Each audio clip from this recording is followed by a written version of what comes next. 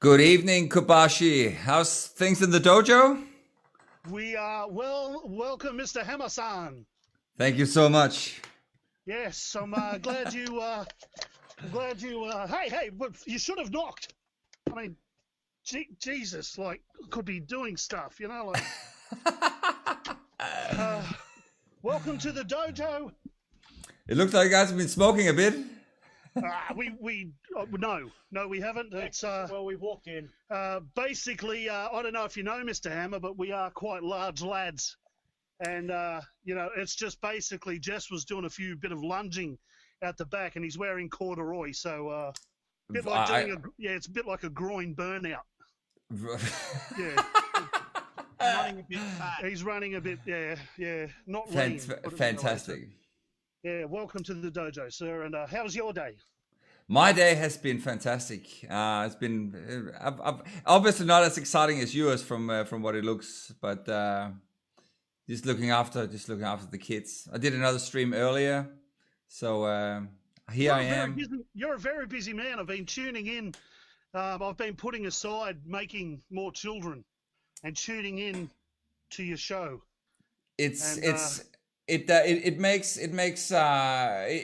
its pros and cons about making more children. I can tell you that. I've got 3, and it's a lot of work, man.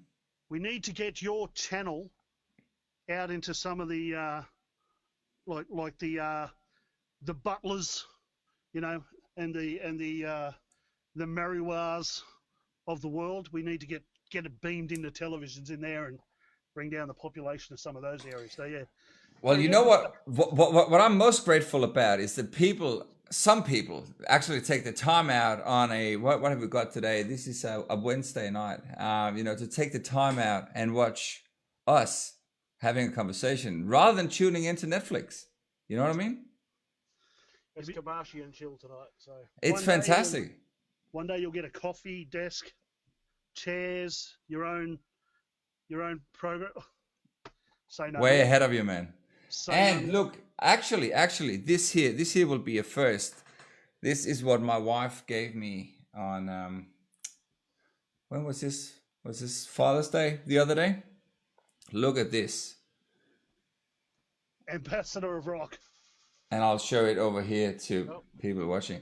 So this is my little name. So I'm putting that right here behind my screen. I've got people actually, I can show this as well, so people can sort of see what my setup looks like over here. So this is my stream, and this is everything. I've got some Kobashi website, I've got the Facebook stream running here. So this is a little behind the scenes. You guys can see it when you watch it back, because it's my little secondary camera.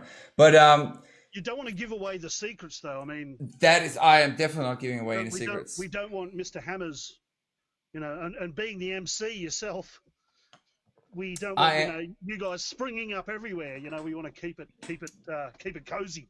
Exactly. For what it looks like, I need a smoke machine just to sort of keep up with you guys. Well, we look bad without the smoke, or a groin blowout. So the smoke's better for the viewers, basically. Basically, we're still sticking with the theory of gorillas always look better in the mist. Oh, that's good. That's good. Yeah. So, so far away. What would you like to know about the juggernaut that is Kobashi? Perth's heaviest band. Perth's heaviest rock act. I like that analogy that you're the heaviest band in Perth. How do you come up with that? It's not hard. Yeah, it's pretty well. It speaks for itself. Yeah, Macca's. We tend to eat a lot, and one of my favourite things that I like to eat is tuna sandwiches. So I don't know if you can see that, but tuna sandwiches is definitely my favourite. We do eat a lot. I don't know if you noticed, but we're into it all the time. It's the only way to maintain a figure. And that's if you want to look as good as us, other folks out there, tuna sandwiches are definitely the way to go. We've got Jess on a bit of a diet. We've been trying to get him to sort of cut down a little bit because he's blowing out a bit, old Jess. And I'm in a carbo loading phase. He's the protein. He's blowing out a bit, but we'll get back to that one. Yeah. So we he's on the little clip-on tuna sandwiches. So Bloody clip-on. now we apologise for the smoke, but I basically Can't said to see it Jess on the tonight, I smoke. said, I'm a bit nervous. I was a bit nervous about tonight. I said, mate, can you duck down and pick us up a bit of the old You could say it. It's okay. marijuana? And I It's asked him, safe. yeah, but the dickhead come back. He come back with Moana. So yeah, so there goes that. We're in for a fat time until that happened, but we apologise for that. Oh, you guys are on a roll, man. Love it. Always. We just have rolls. That's how we Yeah, do it. it's pretty much how we got to how we are. That's how we get to where A we're going. lot of rolls, yeah. Rolling around. Usually the ones from Bunnings. Fantastic. Well, can you sort of just speaking about eating tuna sandwiches, what is a proper sort of rock star diet? Like what should you eat if you want to sort of Well, it depends, become see. if you want to sort of compete and becoming the heaviest band in Perth? Well, look, we have a guitarist who's obviously not here. We won't let him on camera. He's Have you too seen skinny. him? He's far too He's skinny. thin. He's behind us. Yeah, nice tan. He's got a whole head of hair and He's that. here.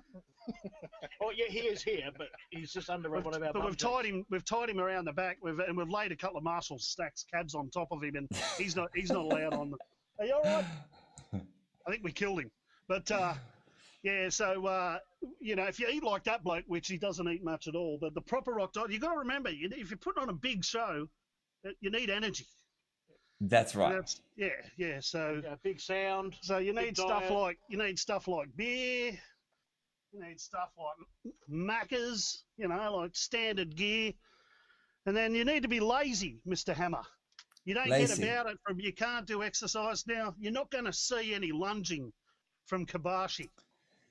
You're not going to see much. You're not going to see much at all. You're going to see us standing there playing guitar. Being lazy is the key to success of being a heavy rock band. What is that? Oh, It's lollipop. basically a drill with a feather pop in it. So anyone listening, when this goes out on podcast, we're having you actually putting a lollipop into a drill, and that's the best way of really consuming a lollipop in no time. Well, it saves energy. We don't want to waste, Of course not. Of course. empty sort of carbs and stuff. So we won't need to bulk up. I mean, a lot of bands like to associate themselves with animals like eagles, tigers. We like to associate ourselves with like wombats, walrus, Dugong. Dugong. the old manatee, So Just to go subsea. not so fierce, but definitely can survive a nuclear winter, if you know what I mean. So. Fantastic. But where does Kobashi come from? Like, how do you come up with that name? I'm glad you asked, Mr. Hammer, because it was a bit of an accident, actually. Just if you want to know what this is, ladies and gentlemen, it's 100 senseis. We bring out their geese at the end of each workout, and it goes into this bottle here and it ferments. And basically, it's old Japanese man sweat. Yeah, basically. So fantastic.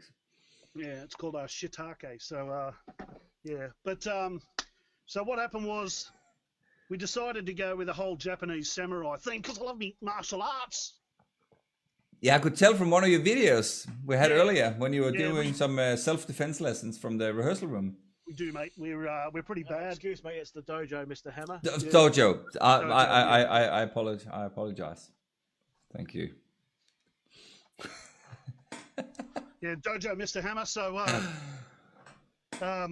so yeah, what basically happened is because we're into and musical martial arts, not any type of martial arts, well, any stretch of the imagination. Musical martial arts that you can apply whilst doing a gig, because we all know out there it's pretty dangerous. We work in a dangerous environment.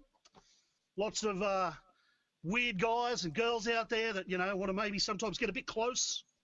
Since when? Yep. Well, remember that guy once? Or was he just coming to talk to us? No, he wasn't getting close. It's just our guts were close to him. That's all. So maybe just someone wants to talk to us, and you can't let that happen. You need to act, and you need to act fast and sharp and fast. Maybe he was just coming to talk to us. More than likely. So. Yep. So getting back to Kobashi.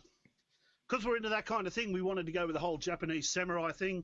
Spent a lot of time in Japan, and as you can tell by us three, that we're very close to one of the national sports of Japan. Chess. And chess. Yeah. So we decided to go down that whole Japanese theme. My wife's Japanese. I speak a little bit of Japanese myself. Good. And being so good at Japanese, I thought I'm going to come up with a Japanese word that is kind of very representative of our music, which is punchy, all that kind of thing. It hits you in the face. Hits you in the face. And so I asked my wife, because I wasn't too sure what it is, and she said, Kobashi-san. And I went, yeah, very good. So I wrote it Kobashi. In actual fact, it's spelled Kobushi. So her name was supposed to be Kobashi, but I Oh. spelt it wrong, registered the trademark, put out all the promo, made the page, made the millions of shirts, sold millions of CDs, you know, all on the billboards throughout the States and the world. Our name was out there, and I spelled it wrong. So I had to Google what Kobashi meant, and it's actually a gay wrestler in Japan. But hey, he's Nice. very good. He had a world title, so yeah. Well, then hopefully you can do the soundtrack to when he walks on stage or something. You know, he can more of walk a out. mix, but yeah. Yeah, well, thinking about like a bit of jazz mixed with polka, mixed with a bit of metal fusion. So yeah, that'd be quite cool. Wicked, wicked. So that would obviously be a bit of a different style compared to the intro song that we heard. Yeah, which was Viking, I believe. Is that the one you used? Yeah, absolutely. That's sort of a bit more of my alley, you know, being from Scandinavia. So We paid homage to you tonight, sir, and we're drinking Hollandia beer. So being Scandinavian, but very good. What part of the world exactly, Mr. Hammer? Danish, Danish. Mr. Kobashi.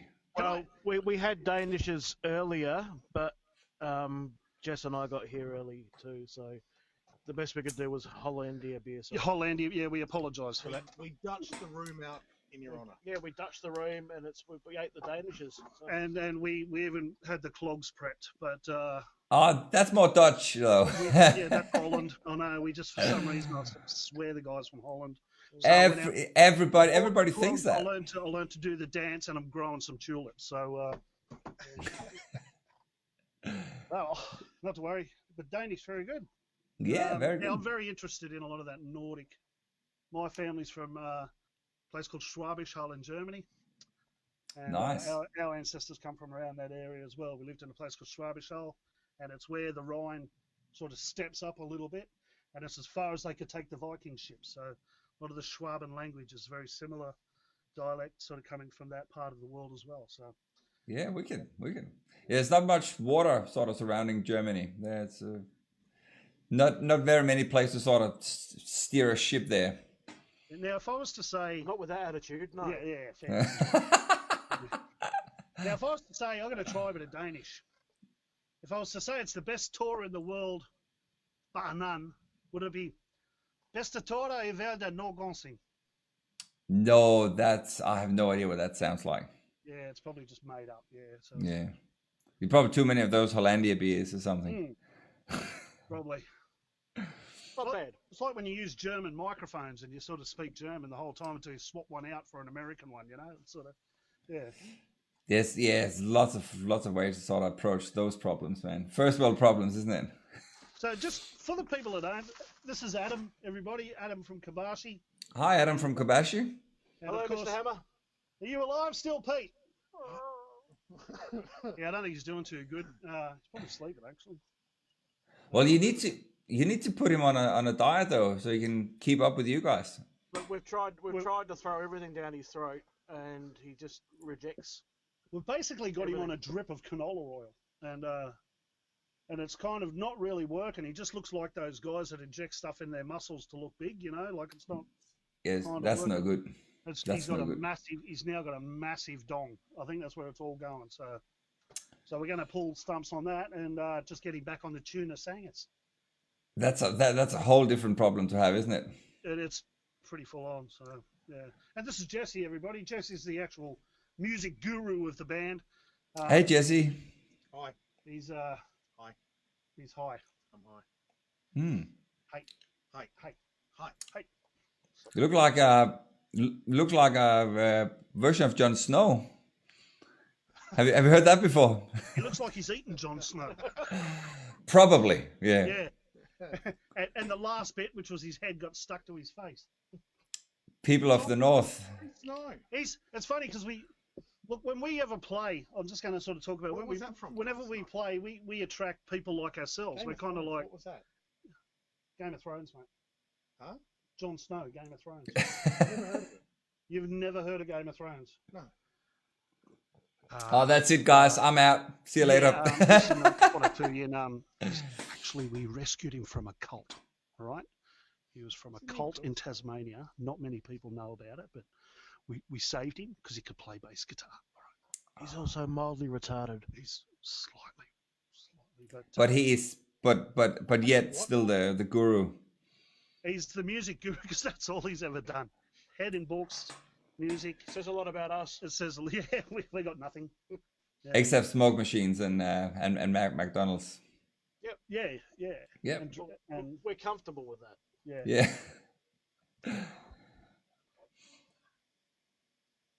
Easily, yeah, strange. I'm worried about people in the back. I think he's coming here. Noises back there. I think he might be. That's just my guts. I think he might be. Oh, was it? I'm hungry. He's hungry. Yeah. So that's how Kobashi came about. But basically, Adam was. You were working at a servo, to be honest, weren't you, mate? I was. Were you robbing it or working at it? A little from column A, little from I column think B. he was stealing food at a service station. He got stuck on the window. I got paid with all the leftovers. Tried to climb out of. And I was coming home one night because I used to own a couple of studios down in Joondalup, some recording studio and rehearsal studios. And I was coming back one night, late night. I think I was picking up milk or something.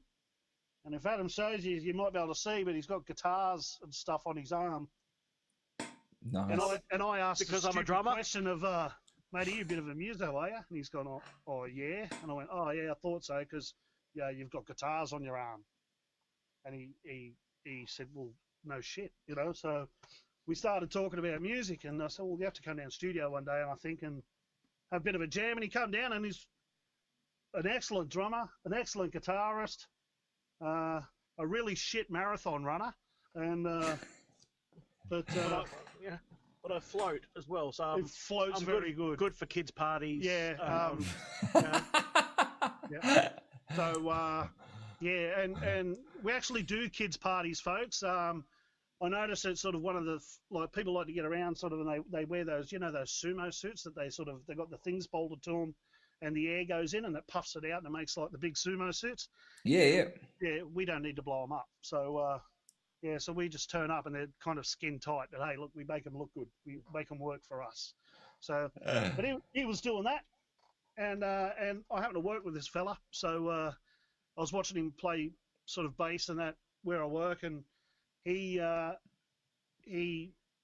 is a guy who can just sight read music and play anything, and can, you know, read and write and do all those wonderful things. And so whenever, which kind of helps, but he brings the, oh, maybe you should use this or you should use that, and you know, maybe you should come up with a crescendo right here. And we go like, what the fuck's a crescendo? And yeah, so we learn a lot from this fellow. It's really The best part is then Jai ignores it. Like, he takes all that on board and quickly dismisses it, and then just does whatever he wants anyway, and we have to follow. So yeah, basically 1-4-5 power chords, or it's not a ballad. Yeah, so Nice. So is so how do you guys write the music then? Is that this Jon Snow man? no, it's really simple. The boys sort of all go home and they come up with these massive, like, enormous, like, monstrous guitar pieces, and I turn them into melodic punk shit, and basically go, yeah, that's way too hard for me. Let's simplify it. So we get the simple stuff that we play, because and Pete, if he's still alive, writes like very much like Megadeth. So we're sort of creeping into that. Yeah, so I'm slowly joining the dark side, because I come from basically a country music background. Oh, really? No shit. So, yeah, country and music comedies were like sort of my background, and I've always liked heavy music, but I just never played it. And we're sort of heading down that path. And I was in a band with this bloke years ago called Blackjack, and we slowly started leaning towards rock and heavier stuff, and we're kind of in a weird space because we're somewhere between heavy metal and rock at the moment. You know, where it's unusual. If someone was to ask us what sort of music we played, I normally just say we just write stuff that we grew up listening to. good point. We're all middle-aged men. We all grew Yeah, up perfect. so we've got 80s hair rock, we've got grunge, we've got a bit of thrash style. It's just what we loved. So you get all those elements in our music because this is what we're comfortable with, and no one's doing that anymore. And I try and bring the vocals as if Leo Sayer shagged Steve Earle, and you've got that sort of blend of really high pitchy, weird warbling music versus a guy that looks like he's going to blow his larynx out any minute. So, Fantastic, man. Yeah, it's pretty good, and it's worth turning up to see me drop dead on stage from just busting the gut trying to sing some of the stuff that these guys are playing. So, yeah, it's pretty cool. But we're slowly morphing. We're in a transitional period, I guess, continually. I don't know where it's going to end, but in what way though? We're hitting somewhere. Oh, we're getting heavier, no doubt. So is our music though. So Yeah. It's like it's pretty funny. Like, I mean, if you've seen us playing pop songs, it wouldn't quite look right. So It definitely, like, I think you definitely suit the look and the style of the music. Like, again, it is, as you're saying, the heaviest band in Perth. I really like that image or that analogy. Funny, a lot of people haven't heard. They don't. I spam the fuck out of people. I've got no fear. I don't care because all that. But I'll give people a hard time, and I'll throw Kobashi in everywhere, and everyone's heard of us, but people are going, who the fuck? And I go, we're the heaviest band in Perth. And someone will click onto something like, I don't know, we've got a song called The Preacher, and it's a pop song. And it's so not heavy. And people listen to that, and they just go, who the fuck are these guys? Like, who do they think they are, heaviest band in Perth? No one gets that we're taking the piss. You know, we're probably going to let the secret out of the closet here tonight, but we are so taking the piss, it's hilarious. And we've got some people's backs up, which I think is even funnier, which just don't get it, and I'm just having a ball. And, yeah, as I said, that's one of the things. I did comedy for a lot of years, and my comedy was pretty dividing, and I get a real kick out of the people that don't get it as much as the people that love it. So the people that it sends the wrong way, well, I love that they still – there's people out there that just, as I said, don't get us, and they talk about us, and it's people talk about us, and it's usually – who the fuck are Kobashi? that's a good name for a movie. It's funny you say that, Adam, because we're actually in the middle of a documentary at the moment called Who the Fuck are Kobashi? And it's once again, it's our sense of humor, a bit of a piss take about how we came That's to so be. cool. That is so cool. Yeah, but our music though, I mean, honestly, like, we don't muck around. We're not clowning with the music. no, we're serious. We're very serious with the music, but then so was Spinal Tap. Yeah. You know, That's really cool. I'd love to hear more about that. You know, how you're sort of using comedy to sort of create a bit more focus and more content. Again, if you're saying you're sort of building a documentary as well. We can't not do comedy. Have a look at us. We're not male models or anything like that. We're funny to look at, so we might as well be funny. Yeah, and again, like you completely threw me here as well. I mean, like before we went live, you did say that you were gonna sort of take the piss a little bit and stuff, but like I didn't know you guys were gonna go all in. Like this is hilarious. I love it. I love it. It's what we do, Mr. Hammer. And yeah, here's the thing too. And Joy and I bounce off each other well. We fucking do. Oh yeah. It's very dangerous. They say bull in the china shop, but two Kobashi members in an auditorium. Dead set dangerous. So. Yes, honey, could you grab us some beers and put that tiara on when you get back? Do some crescendos. But listen, when he's going to go, there's something special going to happen tonight for your viewers, Mr. Hammer. Has he gone? Has he gone yet? Yeah, he's gone. Okay, look. Okay, he's gone. Look at it. Okay, so see what we're wearing? Like, see these? Now, these are really cool, right? Now, I don't know if you can read it, the folks back home, but I think mine says like warrior, or like fight to the death, or unbeatable, or something like that. Mine is Sasquatch that walks like a man. Sasquatch that walks like an ant, and so like I got these from my sensei, Hakuba Mitsubishi Toyota-san. So I got him off that, who means a lot to me. So, look, I got them off him through years of.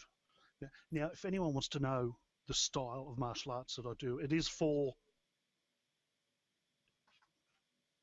Okay, he's coming back. Okay, so we've got something special. That's not Pete. It's not. He's coming back. But the style we do is called no can do. All right. So if there's any people out there that want to learn it, tune in to the Kobashi TV, and you'll see more episodes on how to protect yourself out in that wild environment that we play in. No can do. Smoke. Right? Beer, smoke. Yeah. Beer and smoke. Yeah. I'll try again. Yeah. All right. Not deer and joke. Takes me a couple of times. He's a simple lad.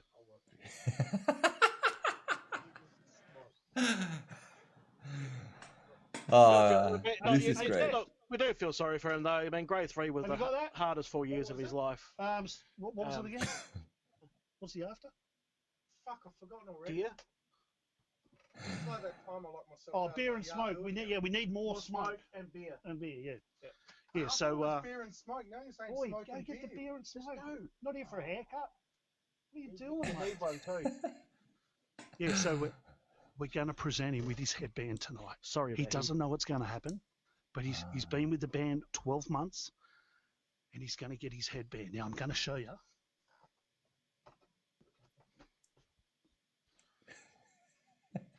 And just to let you know, you don't get your writing till you What's the red dot? you got to develop your inner. What's the red? It came out of your pants. What's the red? It's definitely Oh,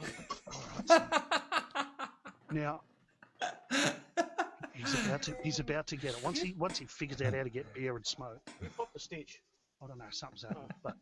But we're going to give it to him now. This is very special, Mr. Hammer. Like, this doesn't happen every day. Well, He's worked actually- hard for 12 months. We're actually letting people into the secret stuff that goes on in the This is dojo. secret shit that goes on in the fucking dojo, man. No, so this is a world first.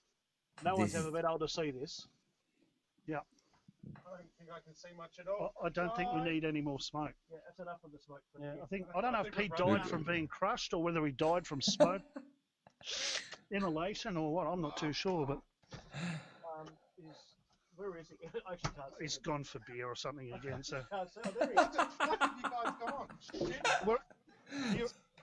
Oh, fucking hell. Sit down. There was something there. Sit down. You're the worst actor on the planet. Right, here we go.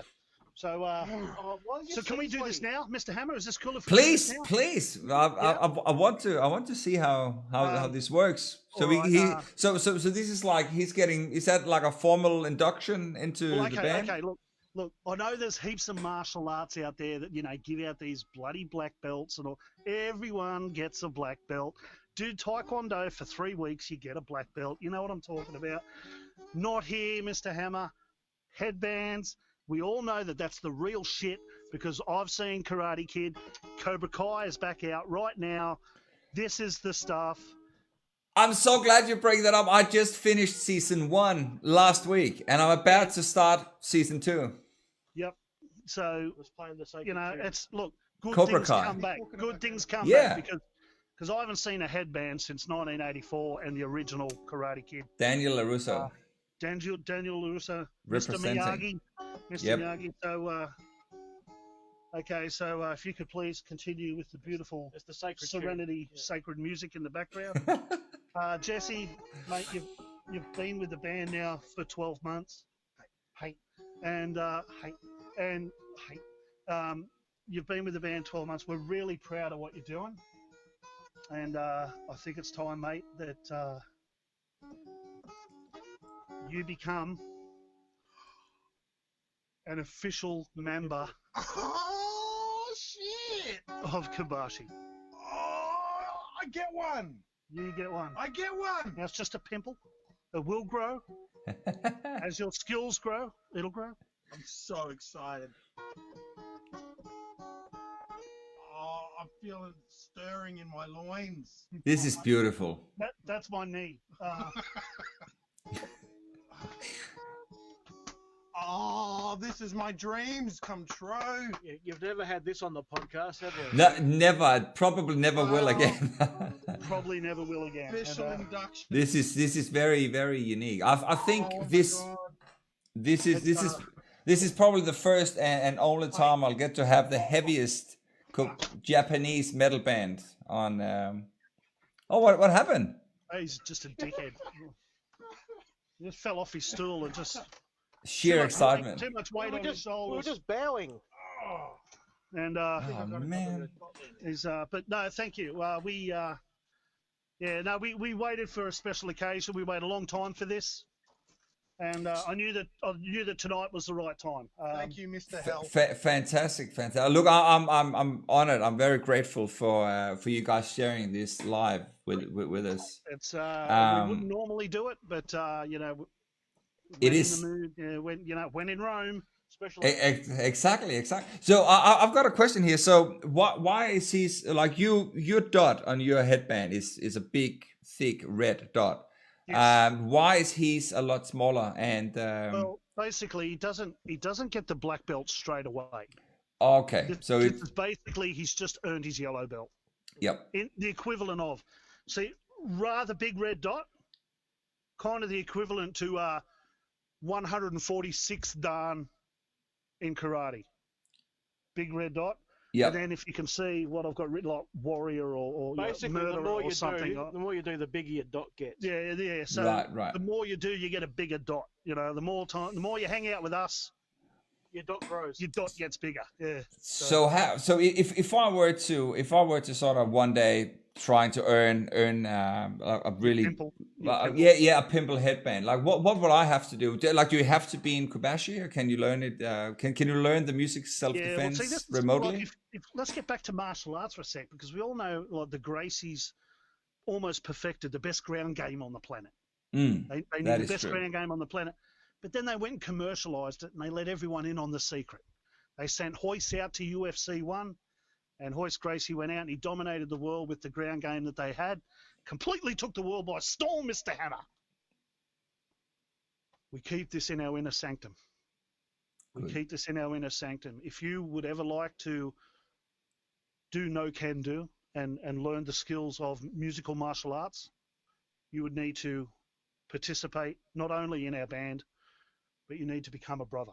And eat more, basically. And sorry, but if you're not over 140 I'm good at that. kilos, I'm good at that though. if you're not over 140 kilos, you've very little chance of getting your black belt.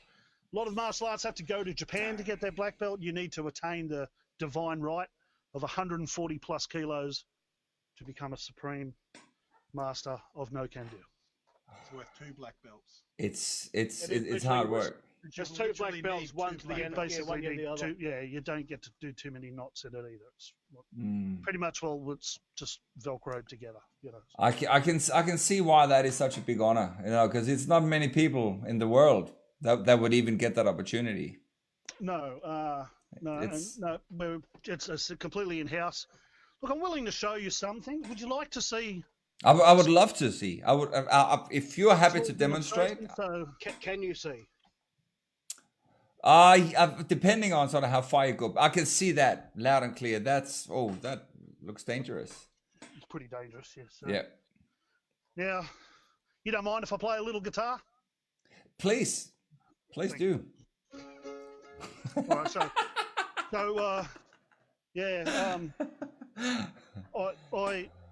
look. That is a little guitar. You could be up on stage. And you're playing. You're doing your metal riffs. Knocking out some really good shit like that. And people, and here's the thing. People are all looking at you in the eye, Mr. Hammer. They're looking at you in the eye. Right in the eyes. So you don't know who the psychos are, because they look at you in the eyes as well. And you need to be prepared. And that is why I developed the butt method.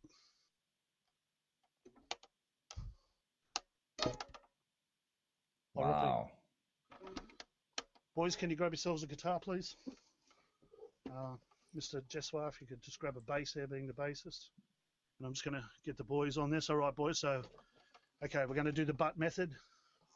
And it's ready. It's ich, ni, san, shi, go, roku, sichi, haji, ku, ju, ichi, ni, san, shi, go, rock, sissy, haji, good, go.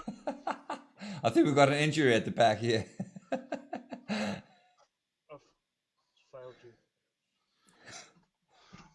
Can't believe it. He got his medium-sized dot the other day too, and let me down. But so there you can see I could definitely. the guitar for protection.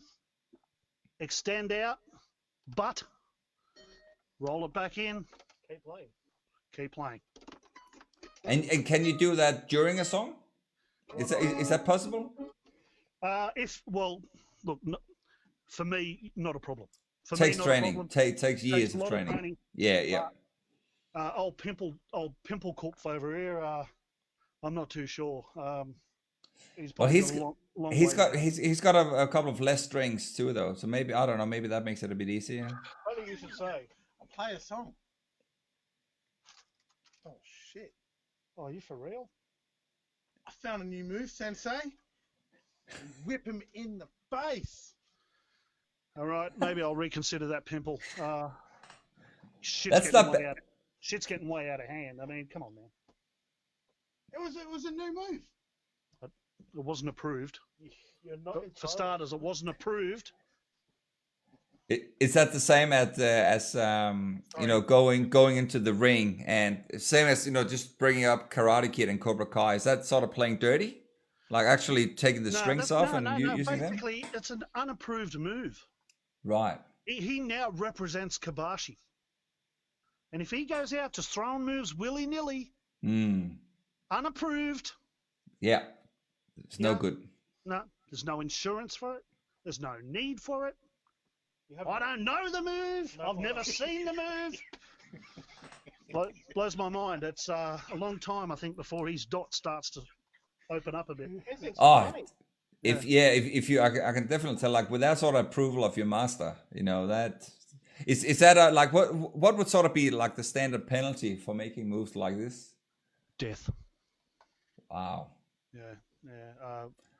That's a bit of a shame, especially now he's finally got his sort of official I was really headband. enjoying his bass playing too. But yeah. Now I want to bring up something. You've had some really good guests on this show, I must admit. Some of them have been like, I love, because I know you get guys to do a lot of shout outs to other bands they've seen in Perth. And basically, we're not allowed out. We're all married. And so. We believe there's someone for everyone. We're not allowed out. Why do the comedy? Because we're fucking got nothing else. All right. My wife's blind though. So. Yeah, Mine's tight. A couple of fellas that I really love, and you spoke about them before, is This Is Spud Gun. You want to know something? I actually had a little hand in putting that band together. Wow.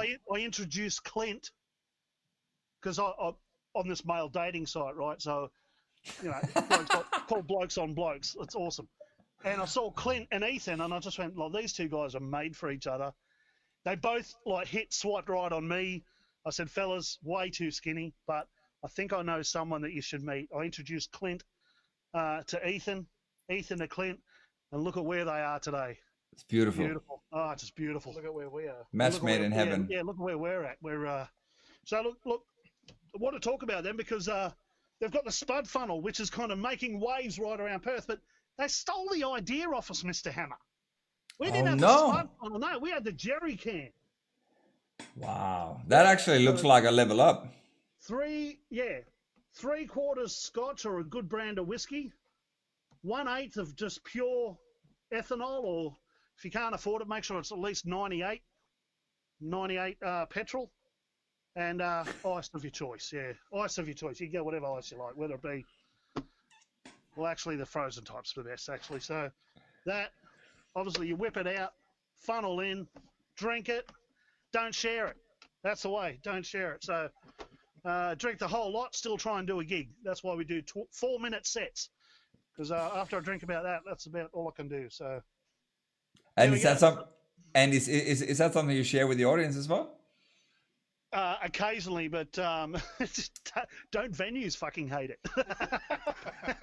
I suppose you need a pretty good public liability insurance as well. Especially if I get the fucking fuel mixture wrong and it's like 50% petrol, Yeah, it's a bit like that Iraq that they drink in Bali. It's kind of pretty full on, but pretty nasty gear. But look, if you can't drink petrol, Oh, what are you? absolutely. Yeah, Exactly, yeah, exactly.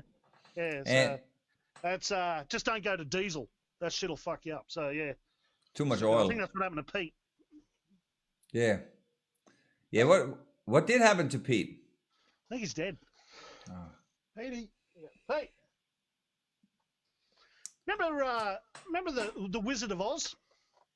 And you remember when the house came down Yep. and the witch's feet were up and they were curling? You say, she's dying and stuff.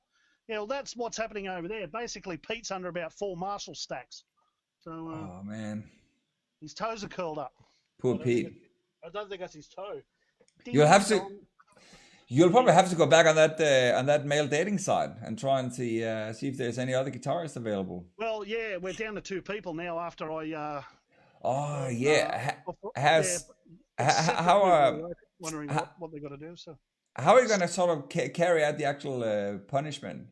Okay, so if you're into your Japanese culture, a lot of people used to call it harikiri, but it's actually not called that at all. It's called seppuku, and it's by taking one sword and Maybe we could have him wrestle a bear be much more fun. Yeah. from one of those For dating you sites. guys, it would be. I'm sure you enjoyed that. Oh, just go for a jog in corduroy shorts and watch him burn to death.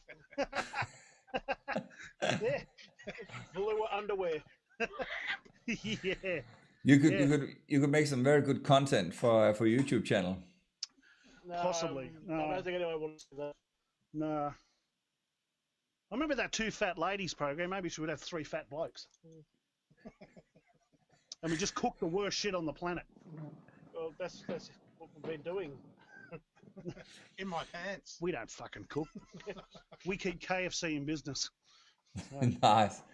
Maybe a sponsorship would be in place. Is that something you've looked into? Now we're talking. You know why? Because there's nothing like a family feast for one. So, yeah, KFC all the way for me. Yeah, I'm a massive fan. But that's it. Yourself, mate? What do you like, mate? All of it. Yeah. Basically, the quack said you need to get more into your 5 food groups, and he did. He started eating Subway, KFC, Macca's, Nando's, and Hungry Jack's. That's a food pyramid for you right there. Look, it takes commitment, but it's a sacrifice I'm willing to make to maintain this physique. Yeah. To sort of just to retain the title as the heaviest band. Well, these are the things we have to do. If we're not going to lie.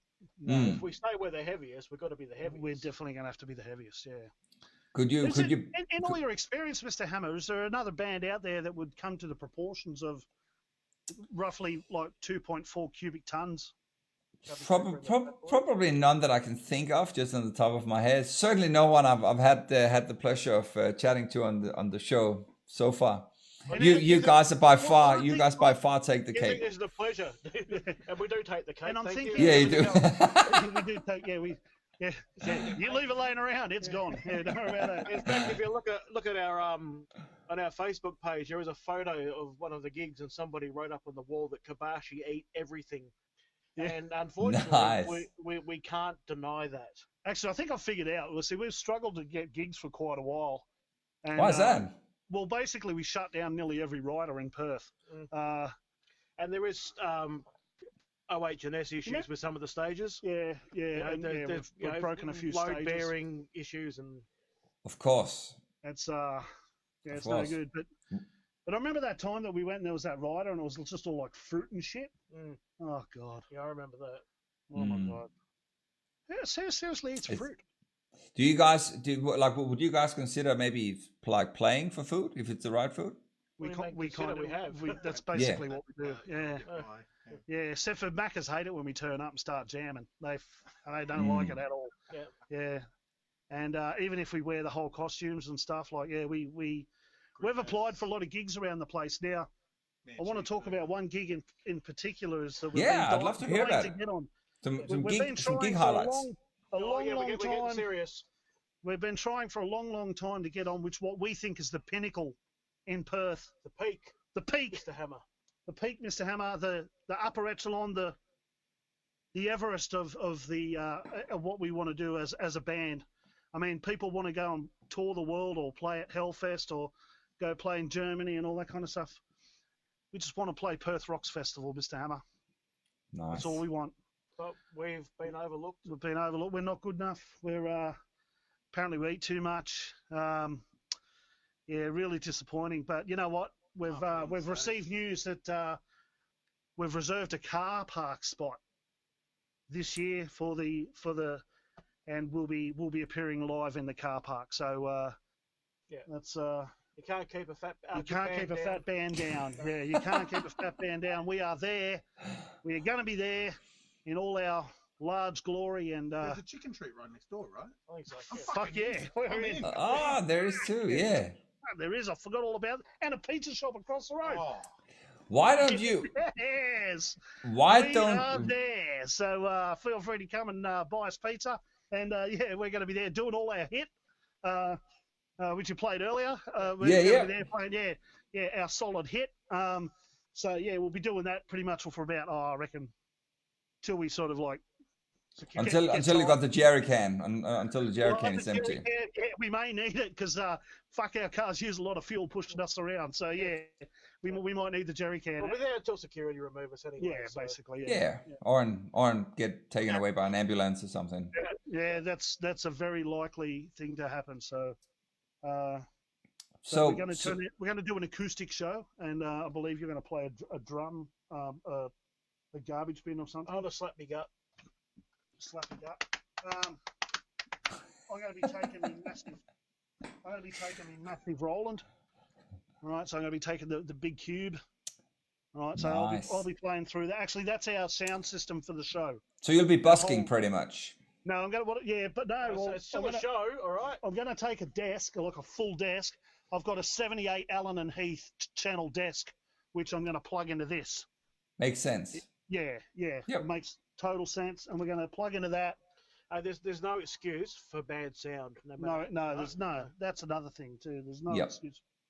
Only the best for Kobashi, the best, loudest band in Perth as well. Through this fucking epic sound system here. It looks huge, that one. Massive. It's really. Are you talking about the amp still, or just us? The amp, of course. Okay. Yeah.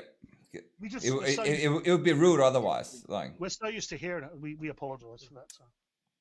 So what is it about sort of Perth Rocks that makes that sort of the main top of the bucket list? Or is there any other gigs that would be? No, it's all the other bands on it. Like they're just phenomenal. Yeah, they're phenomenal. Like some of the bands, like there's look, have you ever been rejected by a pretty girl? I'll have to say yes to that. Yeah. And did that put you off, or did that make you want her more? In some cases, yeah. In other cases, I would go home and cry and move on to the next one. Well, we've done the cry. We cried a lot, and we've been put off by the ugly girl, and we're still, desperate to get with her. So, if you know what it's like to pursue something that doesn't want you. Here she puts out like really good. So that's why Perth Rocks. It's just we pursuing but this in girl all that doesn't love seriousness, us. it's the pinnacle. It's the pinnacle in Perth for what we do. You cannot get a better concert to showcase what we do here with Kobashi. We do have another awesome gig coming up though down in Bunbury. So yeah, of course, and you've had Mr. Kelvin Whitwell on as well. Yeah, what a champion. Yeah, I've had him on my podcast too. What a great guy. Great guy, massive story, and he probably told you his life story. And his brother Joel's another one that's telling his life story right now. And, both those boys have had some dark times in their life, and to come through where they're at now is absolutely sensational. So, beautiful men. Had a lot to do with Kelvin and a movie called Anticipation, which I'm not sure if you're aware of, that a local guy by the name of Peter Ranzullo put together. And, yeah, he's on the cusp of some great things, old Pete. And Kelvin, his role in that film blew my mind. He was so believable, and I'll be honest, I said to Pete when he was casting, and Pete and we go back years and are very good friends, and he was telling me the concept of the film, and I actually got a bit of a sneak peek on a podcast going back 3 years ago for that film. And and it was about, I'm making this film, and I'm thinking of these characters, and it kind of took all these turns and twists. And when I saw him cast Kelvin for that role, I sort of questioned it, and I went, "You sure it's the right guy? He doesn't but mate, he absolutely nailed the part, and he's. I mean, Pete for that film was a casting agent. He was everything, you know.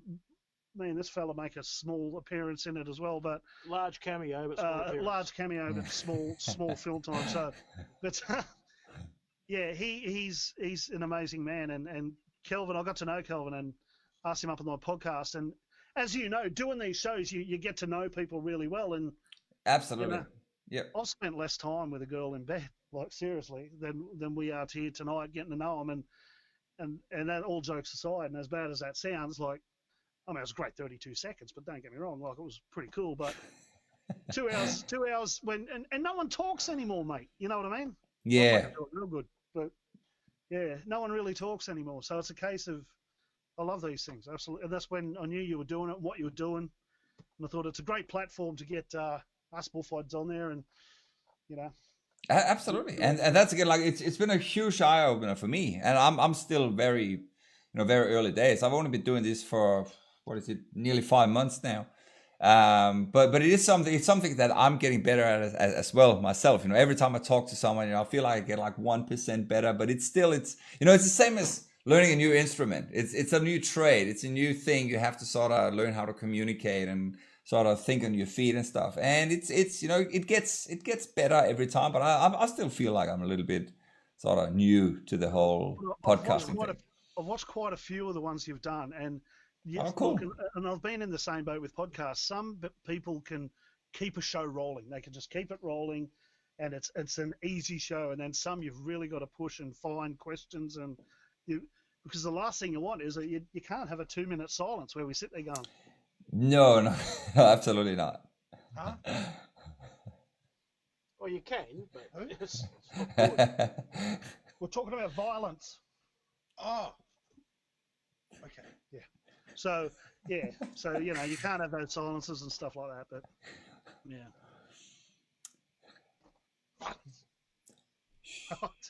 Yeah. Just have your tuna sandwich. Yeah. So.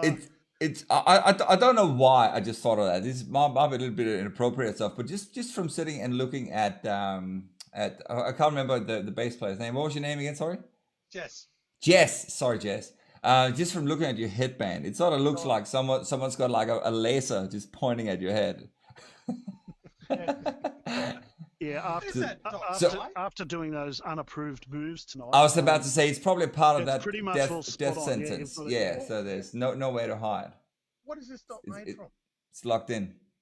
It feels a bit itchy. No, it's from the blood of tigers. Blood of tigers. Yes. It's not really a tiger, it's a Maltese Shih Tzu named Harold, but it'll do. So, but he was brindle. He was brindle. From so. a zoo.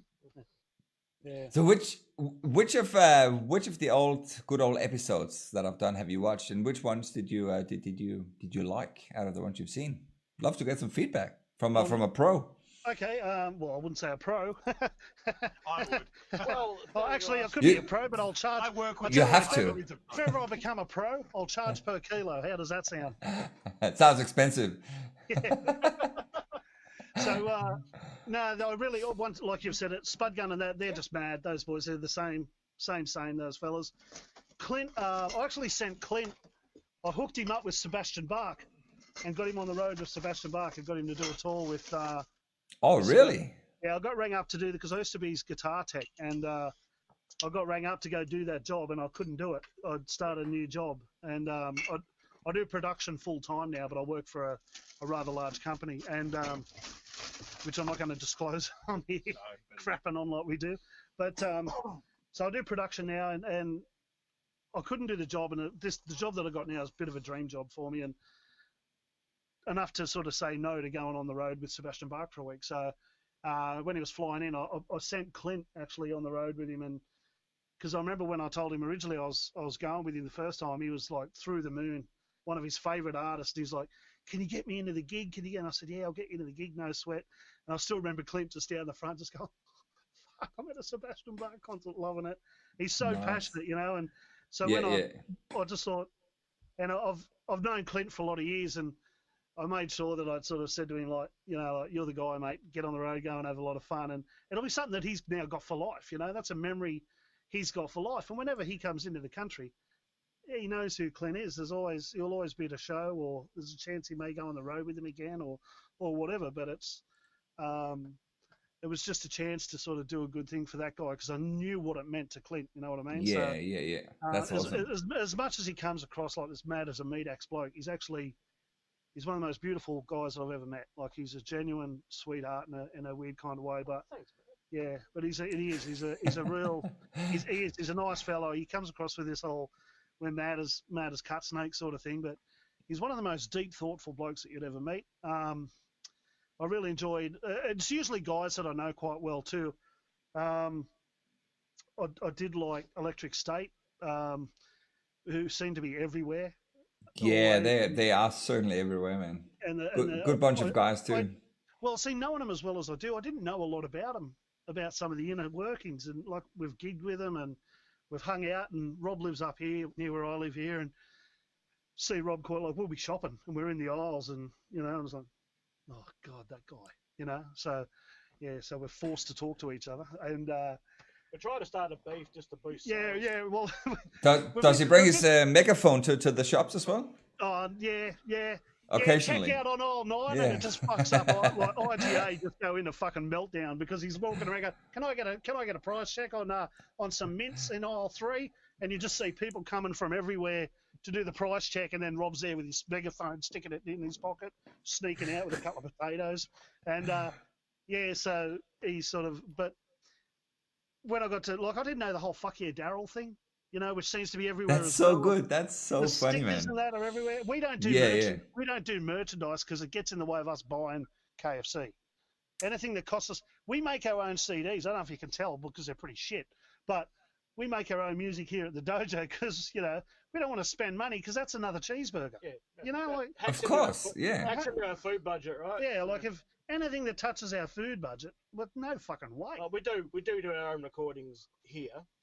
Which, for a couple of trained gorillas, I think it sounds all right. But eventually we'll get into a proper 4 studio. out of 10. Yeah, eventually get into a proper studio and put some stuff I know I'm getting sidetracked, but have you ever seen like a painter's house that's never finished? Or you seen a mechanic's car and it's a piece of shit? Yeah. I do sound, and I teach sound, and I work in sound and all that kind of stuff. And my records sound like they're the fucking garage days of Metallica. So... Yeah. No, that's really intentional, just to give us that. Oh yeah. No, we want that of course. Raw. Yeah, we definitely want that raw. Yeah. Yeah. None that's overproduced. Crap. Nah. Mastering. Who needs that? It's overrated. Put a limiter on it. That's it. Limiter. Exactly. What's a limiter? What's a limiter do? What do you mean peaking? Yeah, the only time we get peaking is when we go to the Chinese shop and get it with a peking duck. Yeah. So, oh, that's good. That's good. Yeah, no, but those guys. I'm trying to think. Yeah, those guys on from New Zealand. They were awesome. Which ones? Mojo Alice. Yes, Mojo Alice. Alice. Yeah. And the fact they're just playing in their shed, good sound. When you shut your eyes, they say you just imagine you're in a bar in LA somewhere listening to a good LA rock band. New Zealand's got some great stuff. Good stuff. It's a really cool thing about most of the Kiwi bands I've been talking to, both on and off on the show, is it seems like they've got a very different work ethic compared to Perth bands. Don't know what it is, but they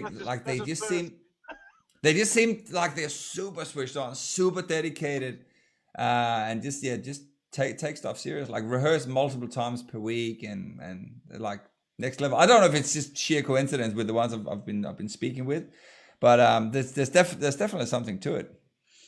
But they like, again, they had everything dialed in. If we're talking just about Mojo Alice in general, they had the shit sorted in regards to website production, social media content. They have, picked up a management in Texas and stuff. That was really like the drummer from Saliva runs that management. Wow. So yeah. And they've only been playing together for 18 months. I was really blown away by that. I think if we honestly, and all jokes aside, I think if we weren't all middle aged, you know, like I sometimes think, gee, I wish I was 15 years younger again. The things might be a bit different too. But nah, okay. Nah. But the thing is, if you go back 15 years, like 15 years ago, I was playing. You know, what is it? It's a bit more than 15 years ago. 17 years ago, I was playing a rock band. We got signed to EMI and stuff like that. And because back in the day, being on a major label and us not having anything of the same technology you have today, it's like a catch-22. Like you didn't have YouTube, Facebook, Instagram, and all that stuff.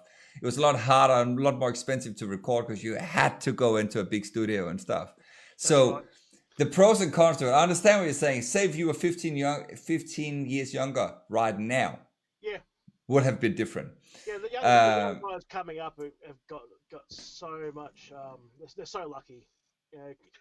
In one way, and But you still not have in the other. experience. Like No, you have the experience right now of having played for longer, have a different approach to life. And I think one of the biggest thing that a lot of people sort of struggle a little bit with today is time. Because you don't have as much time when you are older and you got kids and commitments and mortgages and all that stuff. And I think that's the biggest take difference. away to eat, you know. Exactly, and that of course, like you are bigger. You need more food. that Like stuff is you're not cheap. 20 years. Chinese is expensive, man. It It's very is. expensive, yeah. And takes a long time. Like you order it, they go, "I'll be ready in half hour," and never is. You 45 got, minutes. but you have Uber Eats now. You didn't have that 15 years ago. You can sit in the dojo and like if you order stuff right now, I'll guarantee you'll have it before we're done talking. That's That's Hey. actually a pretty good idea. Yeah, Yeah. Just putting it out there. yeah. That's like second breakfast. Yeah. maybe, I don't like eating alone, so maybe we'll do it later. Brilliant. Yeah, we don't like to eat in front of our fans either. So, or our fan, you know, like Uber Eats. we're Uber Eats. Yeah, pretty good. But What's the phone? huh? You idiot. Why don't you I'm just thinking out loud here. So if in regards to if we sort of take away the whole Perth Rocks thing, if the main thing, oh sorry, bad choice of words. Why don't if you would like to play with a lot of the bands that are on the bill at Perth Rock, sort of you working in production, having having access to those gears, like couldn't you set up your own show? No, Why not? I can't say why, but no. A work thing. That's a work thing. No, I can't. No. Nine. Could you get the nej in Danish? Yeah. Couldn't you like could someone else could you collaborate and someone else could set it up? Because I mean all that is I actually had Carl on the show a couple of weeks ago. If I told you as to what I do, all this line of questioning, you go, "Oh right, yeah, got it," and you just go, "No, no." No worries. Yeah, no, we can't. It's once again, as I said, it's part of our contract not to talk about what we do, but But it's a prison. but yeah. So basically, there's a series coming out called Big Bother, and it's like Big Brother, but it's for prisoners. They don't know they're being filmed. Some of the shivving is fucking sensational. Yeah. Then there's the adult only version of Big Bugger, but that's filmed in the showers. Yeah. The shower scenes are full on. Yeah. Wait till you see those. But yeah, I think I just blew the contract. So, Nice. But no, I can't actually talk. Like, I know, I apologise for that, but no, I can't collaborate. We're in two minds. We love shit stirring. I don't really care if we do or don't. I'd rather play 3 gigs a year and be awesome gigs. Yeah. Play 50 gigs a year to 20 people. Oh, 100%. You know what I mean? So we've done that. We're biding our time, and you know, like you see the guys, and we used to think, oh, why can't we get a gig? And the thing is, and I know you hear it all the time, and even on your show, everyone says it. Get out there, get to meet the bands and all that kind of stuff. But unfortunately for us, we can't. We've got children. And no one likes Joe. No one. Yeah, I've pissed a lot of people off. Yeah, but it's mainly because I couldn't give a fuck and talk exactly how I talk and talk straight and don't care and pulled out the red card on a few people a few times, but I'm not worried about that. But we simply can't do that. And to be honest, mate, and I know this is complete opposite to what you get a lot. I'm not sucking up to any motherfucker. I don't care if you like what we do, and a few people do, and I love what we do because when we do play, we blow fucking people away. They go, we had no, because they're seeing guys that have been playing for 30 years that are tight as fuck, that know their shit. They see us on stage and they go, have a couple of these fucking big lumps and that getting on stage. I know they sound, and then all of a sudden they're like, and you can ask people like Sean from Rock Pit, a few of the other bands that I've played with over the years about Kobashi, and they'll go, those boys, and I know I'm sounding on myself, but I don't give a fuck. We know that we blow people's hair back. We rock the shit. We're a live act. What you see in a recording doesn't capture what we do. We're not about rock moves. Fuck the hair. If I wear lycra, it's likely to fly off me as soon as I brush past a fucking sharp object. So we're not in the show. We don't pretend to be something. We're from the old school where we fucking do our talking with our music. Yeah. And it's as hard as fuck. We're as hard as fuck. And that's what we do. And it's none of this bullshit. And I'm not in for the whole, I'm going to come and watch and hopefully, man. I will not go up to a band and go, you guys are fucking awesome if they're shit. And I won't go up to a band if they're shit and go, you're fucking awesome like that. I just, and this is where I go wrong with a lot of people, is because I don't pander. I don't bullshit. And I won't say anything. I'll never go up and say, oh, guys, you guys are shit. I'll never say that. No. Keep your opinion to yourself. But Yep. I don't bullshit, and I see a lot of it, mate. And I'm not, and I'll call anyone out on it. You see it all the time. Blokes going up and goes, fuck, that was sick. And then they turn around to their mate and they go, yeah, it was pretty shit, There was one gig one night where the typical Perth thing happened when it's because for some reason we always end up playing last, which still astounds me. But the typical Perth thing, headliners. Well, yeah, okay, headliners. Yeah, we're breadliners. But the typical Perth thing where half the bands have played, they all go home after they've played their set, and everyone just takes off. And so one night he's called everyone out about their lack of respect, and that was quite a sight to behold. So. I've seen a bunch of guys who went to go get their guitars and pick the guitars. I stopped playing, and I called them out and I said, listen here, you motherfuckers. We turned up and watched you from the very beginning all night. You're going to pick your guitar up and you're about to go home. I don't fucking think so. Put your fucking guitar down, sit there and you watch us play. And then we just rocked out and we had some attitude then too. And mate, I'll call people out on it. You don't get this for being scared. You don't get this from being scared. You don't get a big dot, a big red dot. Sometimes it's itchy, sometimes it's gaping wide. But this big red dot. So you've got to have some balls to have a big red dot and warrior, or whatever that's, warrior or something. So, look, I don't mind calling people out on it, Mr. Hammer. Like, there's not too many people, and people get it, like, there's this whole thing, people go, oh, they get a bit, oh, fuck, offended and that. Bullshit. Half the blokes I knock around and that are good, honest, fucking hard-working blokes. And I'm happy to let him do that because it's funny. So what happened there after you called set bands out? Sheepish looks, but they sat there and watched us, and I just thought, fuck you, and I will if I'm at and it kills us some way because that guy, yeah, he's told everyone that not to go home, and I'm just tired of it. Like, it goes on all the time, and you see bands still trying to keep us. Zero fucks. I've got zero fucks. If we don't get a gig because people don't want to put us on the bill, we get shows. Don't worry about that. And I've got enough contacts to be able to get what we need, but I'll be the guy that'll stand up and speak for everybody when there's just sort of some bullshit going down. There's some really nice people in Perth, but this whole thing about going out and doing a show and then doing your set and pissing off, I think is one of the rudest things that I've seen in WA. And I come from Newcastle on the East Coast, and I've done my chops over there, playing around the pubs and that with bands like the Screaming Jets. I didn't play the band. I played with those boys on the bills and all that kind of stuff, and some really good bands over in Newcastle. Mate, you did that, and you never played again. You know what I mean? It was the way it was. It was just the ultimate disrespect and the bullshit. No bullshit. There is a bit of ego, isn't there, going around? So it's also like it's just a bit of like it. It's just lack of respect. Again, like you are there. Like you're all there to sort of support each other. It doesn't happen. It doesn't happen and I've played a few gigs around the world too, and it doesn't happen overseas. You know what I mean? It is seriously a Perth thing. It's really.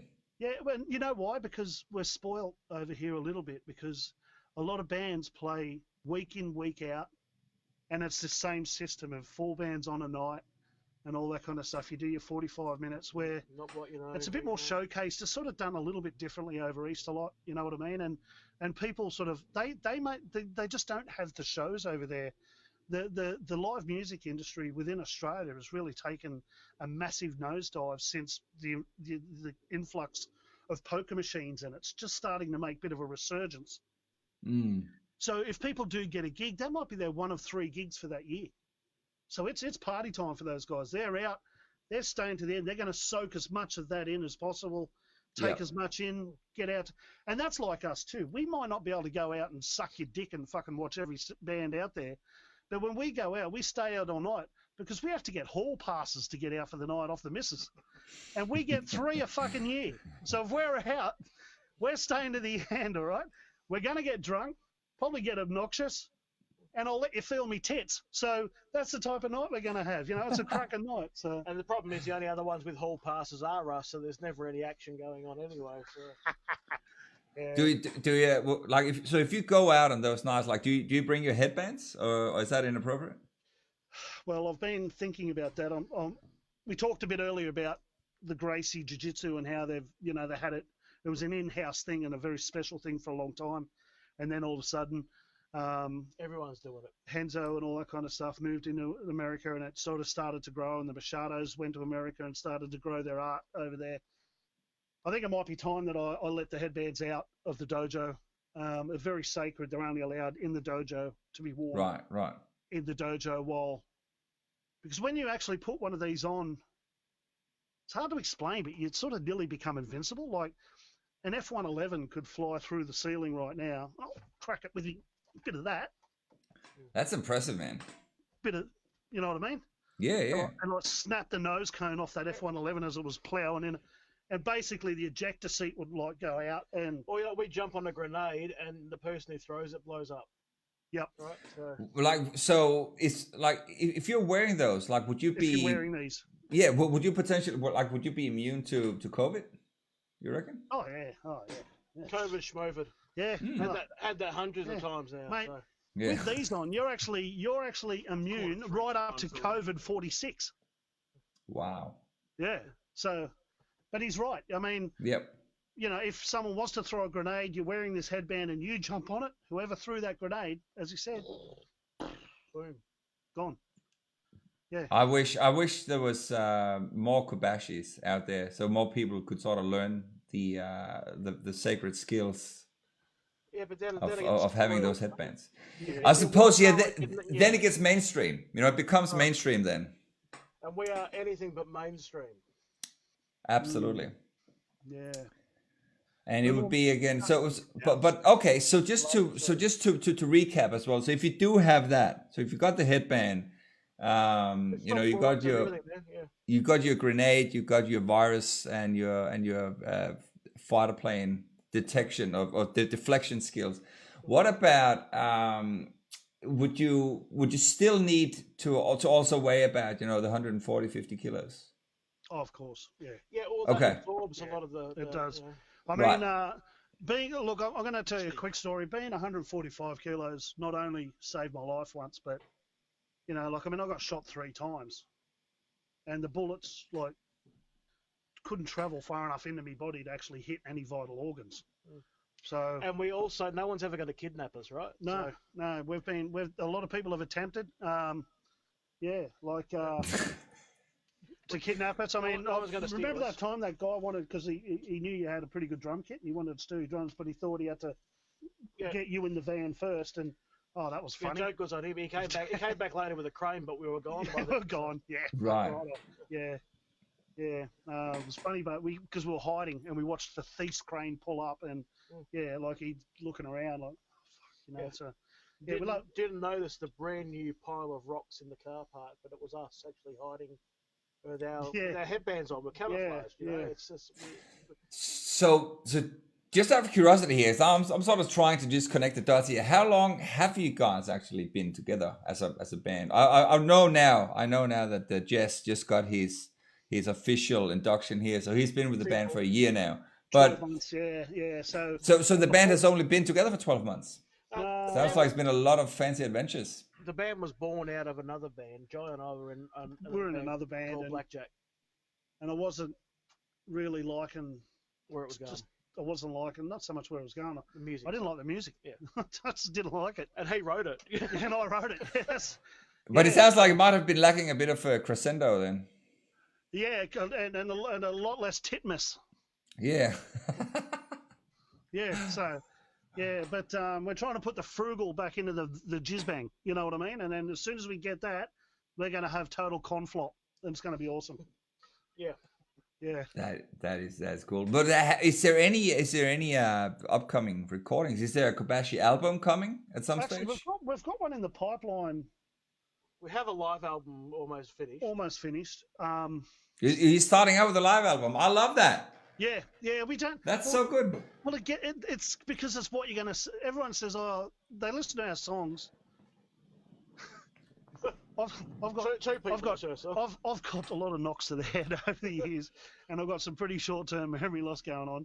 I can't remember the fucking words. We go and sing all the time, and people go, "Oh, I like that new song." I go, "Nah, it's the old song. I just couldn't remember the words from the last time." They go, "Oh, cool," and then I might play the wrong thing, and the boys will follow me. So, you know, Kobashi's like a box of chocolates. You never know what you're gonna get. We go up with a skeleton. A song skeleton is basically what we go up on stage with because we know that he's going to screw it up somewhere along the line, and we have to just follow. Yeah. So. Yeah. But there is a live album in the pipelines, and we are doing some more recordings and stuff. The new one, Vile Nation, should be on the webpage And on Spotify. I go through identity crisis as well. Like sometimes I think I'm people that I'm not. He's a 45-year-old man wearing a homemade headband. So, but not only that, like I wake up some mornings and I go through the whole day thinking I'm Arnold Schwarzenegger. Like, and then if I happen to be gigging that night, it's fucked because I tell them, oh yeah, Kobashi, we'd like to play some songs. I hope you like it. This one's called Working Out. And then they're just behind me looking at me going, like, what is going on? we're fucked. Yeah, we're basically fucked. Yeah, so, yeah, but it was really bad because we were at rehearsals the other day and I actually thought I was Ozzy Osbourne all day. So it was like, I rocked up and I went, fucking hell, Sharon, you've put on a couple of kilos, haven't you? So it was pretty bad. So, but I snapped out of it. I think Jess pulled some moves that we've been working on. Another reason he needs another in that, so. Grow the dot. Grow the dot. So it's tough. His dot will expand over time. So. Yeah. But so a live album. When can we expect a live album? When is it ready? I've got holidays coming up soon, so I reckon we'll probably finish it. I reckon I might finish them then. Yeah, in the holidays, I reckon. So end of October. We can. Yeah, it's good. Free to all. We're just going to put it out there and let people have it. People might even come to a show. That'd be nice. That'd be wow. Imagine. Yeah. Who would have thought? Don't get me wrong. Look, we're a big unit. Like Kobashi's a big unit, and literally, and some of our fans are of the larger ilk as well, which is really good because we played the Den. I reckon we had about 4 people there, but it was packed out. Yeah, we filled the place. Standing room only. So it was it was pretty good. 459 bar. We got to turn people away after about 6 people. So yeah, big crowds. But it'd be nice to get 6 people though. Yeah. Yeah. It'd be. But that's pretty insane. But so have you recorded multiple shows to create this live album, or is that just from one specific show? All right, can we tell them the secret or not? Yeah, multiple shows. So. We do shows as well, but we take tracks there. We come in here and we play in the studio live, and we record it as a live song, like all in one take, as if we're playing live too. We do a bit of that for some of the songs that we're not sure. Yep. That we're not playing yet, if you know what I mean. And so we're trying to get that sort of sound. But yeah, we're taking when we go to places and that. I've been patching into the desk and getting a bit of a desk feed, setting up a few zooms, putting some condensers around the place, and just getting a real live capture. It's actually got that really old school sound about it. You know what I mean? It's good old bootleg. Good old bootleg, but with all the stuff that we've got now, all our compressions and limiters and and all that stuff that we've got. But and I love it. And we can thicken it up a little bit. and make it sound pretty good. And look, and even if worse comes to worse, you can go through and you can semi-duplicate something like a kick or something in the song and to get it to where you need. But it still sounds like a. And when I listen to music, I very rarely go and listen to a produced album. I'd rather listen to a live concert any day of the week. Cool. Because of the way they lead in the songs and the theatre in the way that they play. Yep. If you know what I mean. It's never like you hear the CD and you go, all right. So when you hear the CD the next time, it's going to be the same. And that doesn't do much for me unless it's like a concept album that goes forever and it's like. You look at the great live albums, like Queen live at Wembley, or They're the best. They're the best. Iron Maiden live Rock in Rio, say, or even Rush R40. Those live albums are just the energy is just tremendous, and you just don't get that from the studio recordings. And we love the raw energy of live playing. But there is also something to it when you are listening to a live album and you get the from the audience, like that alone can give you goosebumps, man. When we have to put that one in from a sound bite because we don't get that raw. That's fine. There'll be some royalty-free stuff out there you can add to it. It's funny because Kobashi live at Wembley. Oh, we've got absolutely no shame. We've got a policy. Like if you're in Kobashi, you sign a contract, and the contract has got a big bit of paper like this, and it's just got 0 fucks. Sign here. All right, so there's just 0 fucks policy. And being married for that many years now, that's how life is anyway. So you know, the thing is, we're all past sex, so we've got a whole different outlook on life. Half these young fuckers that are out there are all playing in rock and roll bands because they reckon it's going to get them laid. Well, we go play with so many bands and that, and you see them leave at the end of the night with their mates and go, what? Well, you know, they might, a few of them might have a girl and all that kind of stuff. But that's so funny. And I reckon if you're a young bloke and you just fucking think different, you know what I mean? You do.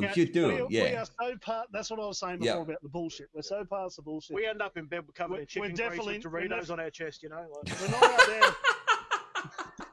there. We're not out there to pull the women, although we could. Because look at us. Yes, we could pull a few women. We could pull a few women. Pull a 747. They would not have a choice. We could, yeah. So that is that. So it's so funny and it's so true at the same time. But that's again like when you're a young kid and you're going, I want to play in a band, sex, rock and roll and all that stuff. But yeah, when you start, when you're married and when you got a couple of kids and stuff, like everything you've said so far is like I resonate with this 100%. But you know what? Like, though, it's made the music better for me. Anyway, the older I've got, the less it's become more about being a knob on stage and just loving the music. And 100%. Yeah. And that's what I see. Different values. I am taking the piss a bit out of the Perth Rocks Festival. And it does come through. Some of the bands, like, don't get me wrong, I love some of them. Some others I couldn't give a fuck about you quietly. But the fact that, the rock thing and that, for me, it cracks me up. I'm a rugby league player. I'm the furthest thing from a fucking muso, but I love me music. So I don't have to fit into tight jeans, have the fucking rock and roll hair to be a fucking muso. I'm a muso. Although I look like Meatloaf a bit. But I wear rugby league shorts, pair of fucking plugger thongs, and a Bond singlet. I look like a right fucking bogan, And a headband, not to forget. That is, I think that is no doubt the biggest. Sorry. Yeah. Yeah. Ow. Yeah, but again, I was like the biggest. I have to be careful by using that word when I'm talking to you guys. But the best thing about you guys is that you're not taking yourself too seriously, and I love that. Yeah. We don't take ourselves seriously, but all jokes aside, the music we do, right? We're quite proud of the things we write, and our writing is, we're writing better and better stuff all the time, and we're even just with our recordings and stuff, we're just learning more and doing more and growing more, and we're really proud of what we write and what we come out with, because no one else is doing that. You can go to a gig and the 4 bands on the bill will all sound the same. It's all the same music. No one's doing this almost throwback to hair metal / grunge / thrash. Circa they are. We just don't get to play with them because they're on the Perth Rock Festival. So we have quite a unique product, and we're very proud of what we do. But look, we're all middle-aged clowns, basically. So we're goofs, but the Zero music, fucks, but the music, we do stand by that. So what is it in your own words that makes you stand out from other bands, or makes your sound so unique? The fact it's not unique, that's the thing. Okay. It's the familiarity of it all, and it's our riffs and that are just those power chords and that sort of. It's the riffs you've all heard 1,000 times, but we've made it ours. It's our songs. We got and one song that could have sounded like Motley Crue could have done it in 1987. We've ripped off Alice in Chains. Oh, I actually tell people that. Here's a song you might know it. It was by Alice in Chains, but we've fucking stolen it. But that's again also great. I like that approach kind of, because like you only have so many chords. You have so many ingredients to create songs with. And every time you hear people that are sort of saying, I said, oh no, it's so hard to write something original. I said, don't write something original. You can't write another, I've mentioned it a couple of times before, but you can't write another Bohemian Rhapsody. No. Like again, we're working on a song now, and it goes like, just write stuff you're proud of. Breathe in, and we just thought, fuck, it's original. So we actually thought sounds good. about covering a bunch of songs and just changing the names. Are you going to eat that swirl? All that sort of stuff. We're thinking about changing the names of a lot of songs, like Pork This Way. We like our Pork This Way. Yeah, Pork This Way. Yeah. Yeah. But Fat Bottom Twirls. Yeah. Oh, but to be quite honest, it's the live stuff. That's what makes us. We stand out anyway. Let's be honest, but we stand out like dog's nuts. But look, one of the biggest live music. One of the biggest things that sold on YouTube was that fat kid doing the imaginary Star Wars shit. Remember that? It was one of the biggest things. That went viral. People love watching fat blokes do stuff. So if you're out there, dudes, come and watch some fat blokes do some shit. I don't care if you don't fucking like our music. Just watching us do the wobbles, fucking worth its weight for the admission. Watch us sweat and take bets on which one's going to have a coronary first. Yeah, that's always good too.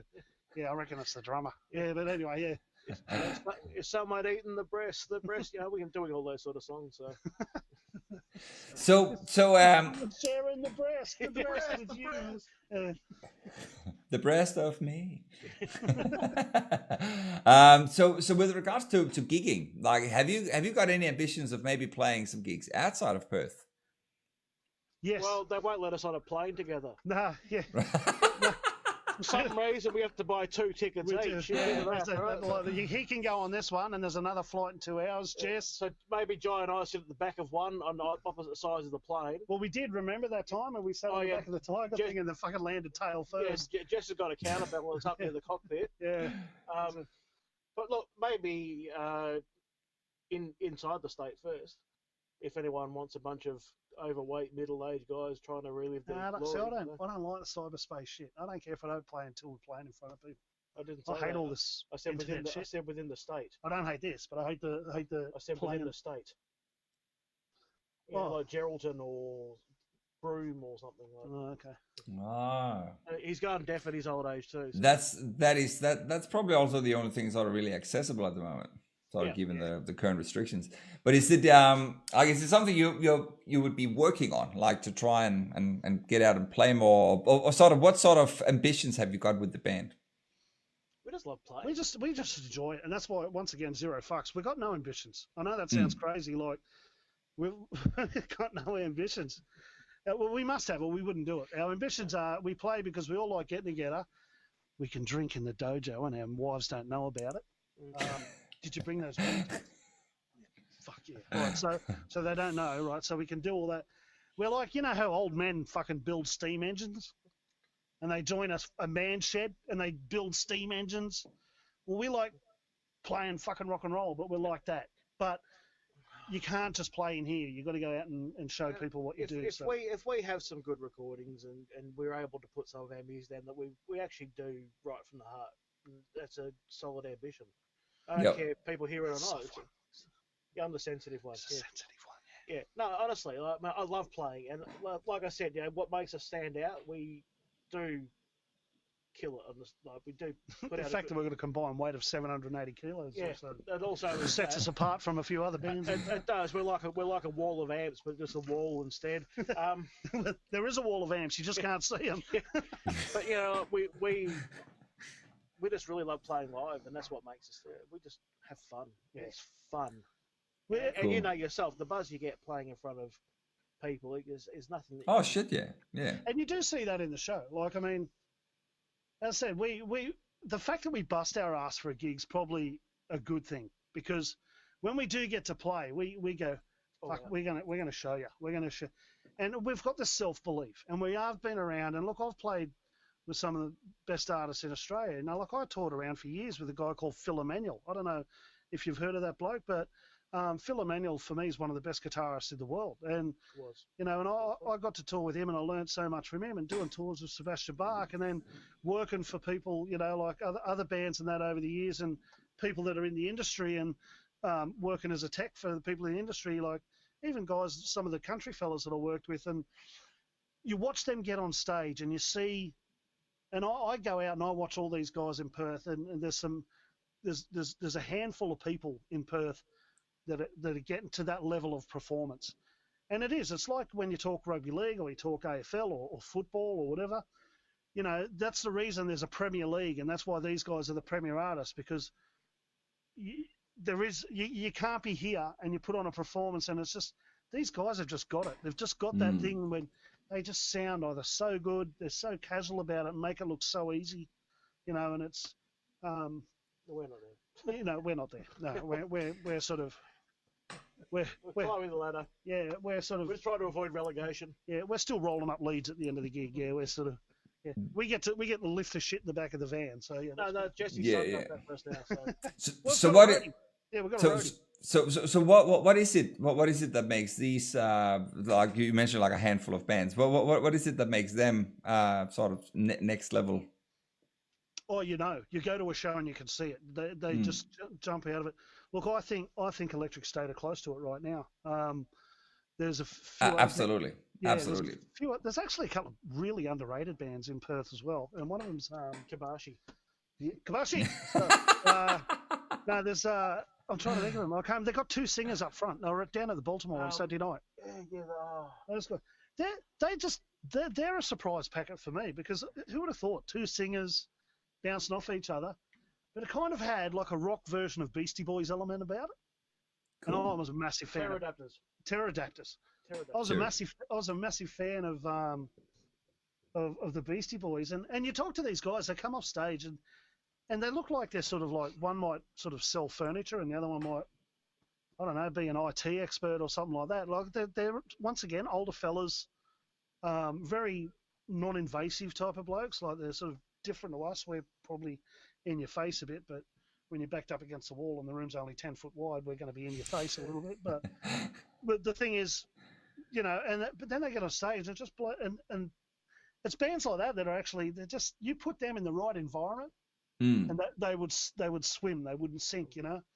And there's a few bands that seem to be playing around a lot. They're great, you know. There's so many bands coming through which are good, but there's also bands that ain't. And there are these levels, and as I said, I played a lot of rugby league at a high level for a lot of years, and you have to go through the grades. You start off as a young fella doing your juniors, and then you might make reserve grade, and then you might make the top grade, and then from there you're selected for trials for a professional club, and you know you slowly go up, and then but you see the difference each time you take a step, and you jump up a notch, and it's a level of performance, and yeah, the Perth's got it, but it's amazing what people want, and I think the industry, exactly. That is amazing. Yeah, you might be the greatest band, but if people don't want you or they're not really into you, as I said, like I can see songs like Viking that was on earlier being a lot larger in Scandinavia than Australia, you know, or we might have had it on airplay or something a week before Viking had a new season out, and they went, oh, found it or something, and it popped up on an internet thing, and someone played it. So they'll listen, go, oh, that was cool, but they'll never really listen to it again, unless you've got the BGMs and the big marketing companies behind you pumping heaps of dollars into you. Yep. The days of being discovered and really doing things are so rare with as we know with the way the industry is these days, it's cookie cut. This is what we can do. They can produce you. You've got the look. All right, now we're gonna. Yeah, you're happy to sign this? Yep. All right.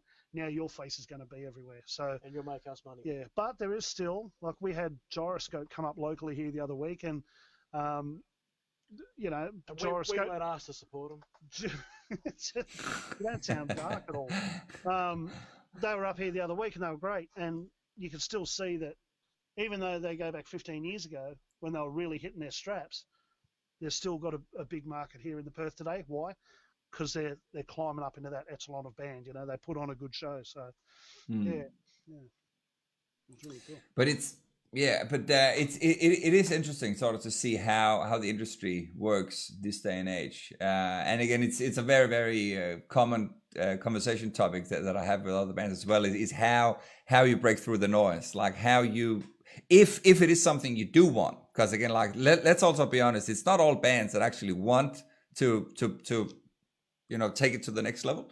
But if that's what you do, if you want to make it more than just your your Saturday morning golf swings with the boys, or again another night out, you know, with a hall pass, then really what you need to do is again focus a bit more on the online game. And you're right, exactly. If you do get a label, if you do get someone else involved that are happy to do all that work for you, on the expense that you sort of hand over all your pride and glory to them, then that is probably what you need to do. Like, you need to think outside Perth. You need to think overseas, and think big. Yeah, And we don't have any pride anyway. So. Yeah, and you bang on, because it's when the overseas bands come here. Like, I've worked in the industry for a lot of years. I've done sound in a lot of venues around the place, and I've done certain things around the place. When they've come in and you know, I've been on tour with bands that have come over, and you think, oh, how do people even know about these bands? Yet they're filling, you know, like the theatres. I've done a show a couple of years ago in the Tivoli, and they had the band over there.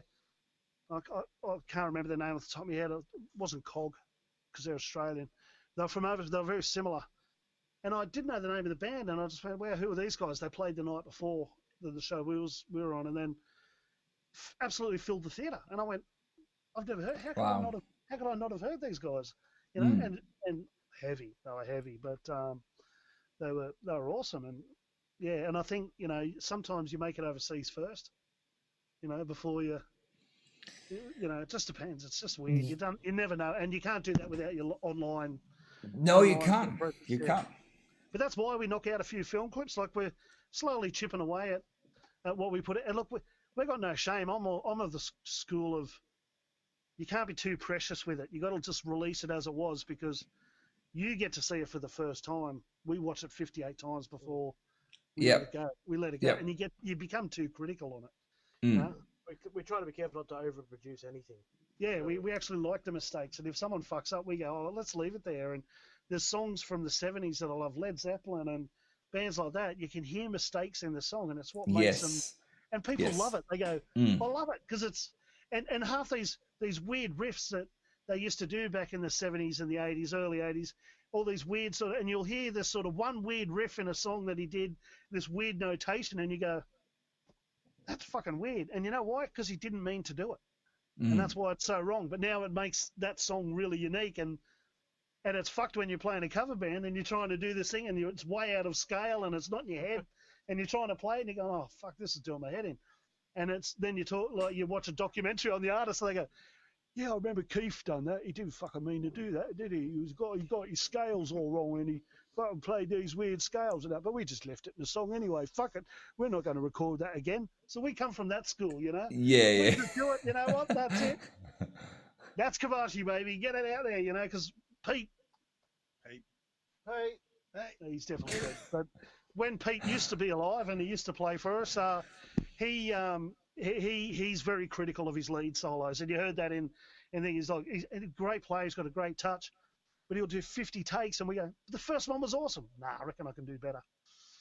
Then he'll do a second one, and it's very rare that he can do better than his first one, but he's a perfectionist, and he wants that. And I'm just like, let it flow. Yeah, no worries in that. And I'm just like, yeah, because he's in the other room, in the recording room in there, and I'm just like, record. So that Viking, Half the time I don't even press the button. I'm just going, yeah, do it again. Don't like that. the Viking you listened to at the start, And that was. I'll put a bit of verb delay on his lead break. John Go, Howe. oh, that's the one. Listen to this, and it was the one from 5 takes. He goes, yeah, fuck, that's a good one. Yeah, I'll keep that one. Honestly, they are like that. He'll never speak to us again. So Viking was one drum track. That drum track in Viking was that was it. There was no. He just sat down and went, boom, boom. no Perfect, that'll overdubs. do. Yeah, no overdubs. No No overdubs. click track. Just. But that's another thing. We don't play with a click track. We don't. Nice. If it creeps in and out, it's organic. Yeah. I hate this cookie cutter stuff, But in saying that, I listen to some of the guys that have got major production, and it makes us sound like a bunch of blokes in the dojo. Oh, it's a different way. It's a different way of doing it. It's different. It's a different technique. You know what I mean? Like it's just a different approach. We're lazy. We are lazy. Yeah. And we're that's economical with our movements.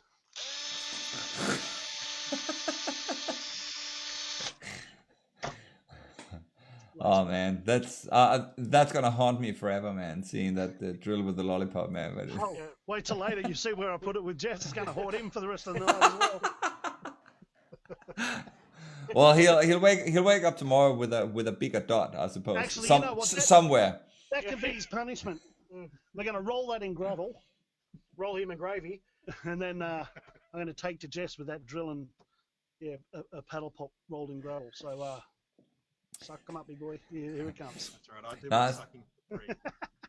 But now, what I was gonna say, like, it's like sort of recording with or without a click again. It's something that's been brought up a couple of times as well, and it is something that it does suit some bands and some genres more than others, because if you are playing sort of that organic sort of bluesy rock feel. For instance, like Mojo Alice from New Zealand, it's another example. Like they recorded the whole album like that, live in their studio as well, and then just added a couple of compressor and limiter to it again, and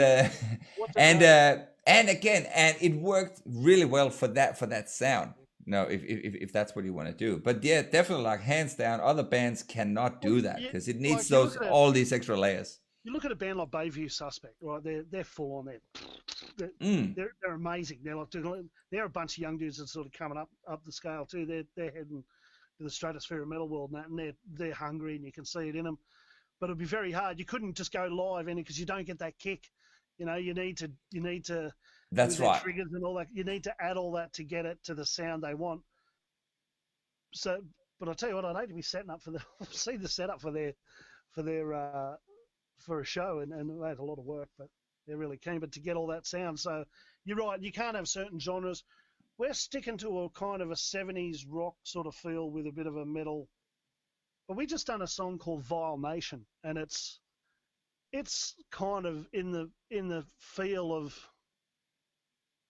he's a massive fan of what's that band you like Theocracy? Queen, Iron Maiden, Theocracy, Rush. Like he loves that theatre metal type stuff, and yeah, right. Yeah, I love my power metal. So I appeased the gods, and we decided to do a twin guitar intro and all this kind of stuff, but with this really sort of chainsaw, sort of organic sound, and I'm singing me freckle out to try and get the vocals to sound. It literally does right sound for like the you're song. singing his freckle out too. So. but it works, and it's so riffy, and I encourage people to have a look at that song because I think that right now is the pinnacle of Kobashi and where we're at with this song, and you can get it. It's on like all the Spotify. No. Yeah, it's in all the stores. It's in all the record stores. Yeah. It's on SoundCloud. And, but you can buy it off a hawker in New York. Sanity Records. It's a very different Kobashi again. And it's a little bit more produced, but it's still underproduced. Next to the Walkman. It's still done just live in here, you know what I mean? And but what we did is we just decided to compress the shit out of the final product. Gave it a limiter or two. We used the limiters. We opened the gates. Yeah, we nice. Yeah, we did a job on it. And we ended up with a sound that we really love. So now we're gonna maybe write one or two more. Never do it again. Yeah. Maybe write, a couple of songs down in that vein as well. We just don't know where we're going, and that's the thing. We're not we're experimenting the whole way through this. We don't even know what we are. Yeah, so a song just develops like Cradle. I was listening to a lot of Gojira, and there's one song by Gojira Nice. that really stuck with me, and I said I'd like to write something like this. Get that out of your mouth. It turned out to be a completely different song, but we just started writing something together in the rehearsal room, and the Kraken is the most simple, basic riff. Dunk, dunk, dunk, dunk. Oh no, it ain't. That's Yeah, Viking. That's Viking, you idiot. That's why I got problems. Yeah. So, but it's so basic. But we were able just to build songs off simple little Oh, licks how's and it go? ideas. It's simple, yeah. Dun, dun, dun, dun, dun, dun, dun, dun, dun, dun, dun, dun, dun, dun, dun, dun, Dude, ah, dun, dun, dun, dun, dun. It's just there's no guitarist is going to sit back to us and go, "Wow." Yeah, but they'll probably just go, "Oh wow." We're too old to But be you writing. don't. But I was like, yeah, but you totally don't need to overcomplicate things anyway. Like again, if like AC/DC, perfect example. Yeah, You same know, album 16 times. Yeah. meat and potatoes, bang. And then they brought out the next album, which was like potatoes and meat. That was pretty. Exactly. That was But that's again like if you got a good recipe, man. If it's not broken, don't fix it. They obviously had something that just worked. They just hit a market. The other thing too is like we're creative. We're not going to stop. We're creative. We're good mates now. You know what I mean? Like we go to the beach and we put our board shorts on and we walk down the beach. Try to roll us back in the water. And like That's the beach to ourselves at that point. a lot of that. And people, Try to bait us with buckets. people look at us and just go, look at those good-looking blokes. Like, That's an Australian and beach body. so we're amongst like sort of minded people. We look at each other and we don't let it get to our heads. We don't let it get to our heads. They go, like you see some blokes which is hot as fuck like us, and it gets to their heads and they start doing their hair. Because body hair's coming back. Body hair's coming back. Like we're getting back we're bringing back the back hair and a lot of girths and. You know what? We don't let it get to our heads, and we go and we say to all those ladies, it's okay. Because how dad bod's meant to be sexy. Well, we're dad bod plus. Yeah. Nice. Yeah. So we're extra dad bod because we can be extra sexy that way. Right? We are. So I mean, seriously, like we go to. It's also those headbands, guys. I must say those headbands is like so good to see that one. I wanted to say icing on the cake, but again, it's probably Someone say probably not. Someone said Exactly. Yeah, it's. Hey. That's how I got on. Oh, guys, you fucking cracked me up, man. I love it. Got on them in the van like that. They said, "How are you going to get the big unit to play with you?" I went, "Piece of cake." Yeah. 2 pieces. Piece of cake, mate. Oh man. Yeah. That is so good. I think that joke is just cannot get old with you guys, man. No. We won't get old. That's the point. We'll all be dead from a heart attack within the next few years. So we're not going to get old as it is. So. Yeah, fair point. Fair chance we're going to be turned into soap or some beauty products. Yeah. So or glue. or glue. Yeah. So. Would that be something you'd be? Is that something that's in the cards? One day when I die, I want to be shampoo, conditioner. Well, I offered to donate my body to science, and they offered to donate it straight back and said no, thank you.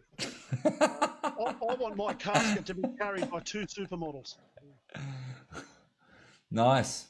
Yeah, that's going to be a funny thing to watch. Yeah. In high heels. Yep. Yep. On stones. On pavers. Yeah. Yep. Yeah, that'd be good. Upstairs. Yeah. Is that 400 meters. Oh, that's a tough call, I suppose. No, but that'll just be his ashes that I'll struggle with. So. Yeah.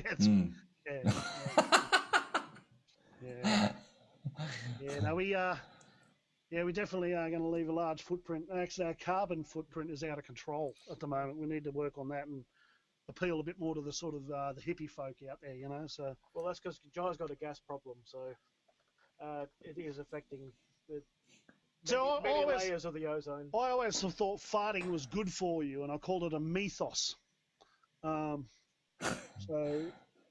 apparently it's not. It's It's not at all. It's not good for anyone else around you either. It's No, that's it. That's it. no. Adam did a There's fart about 3 days ago, and you wouldn't believe it. He walked in the dojo and it surfaced. Yeah. It was fucking ah. yeah.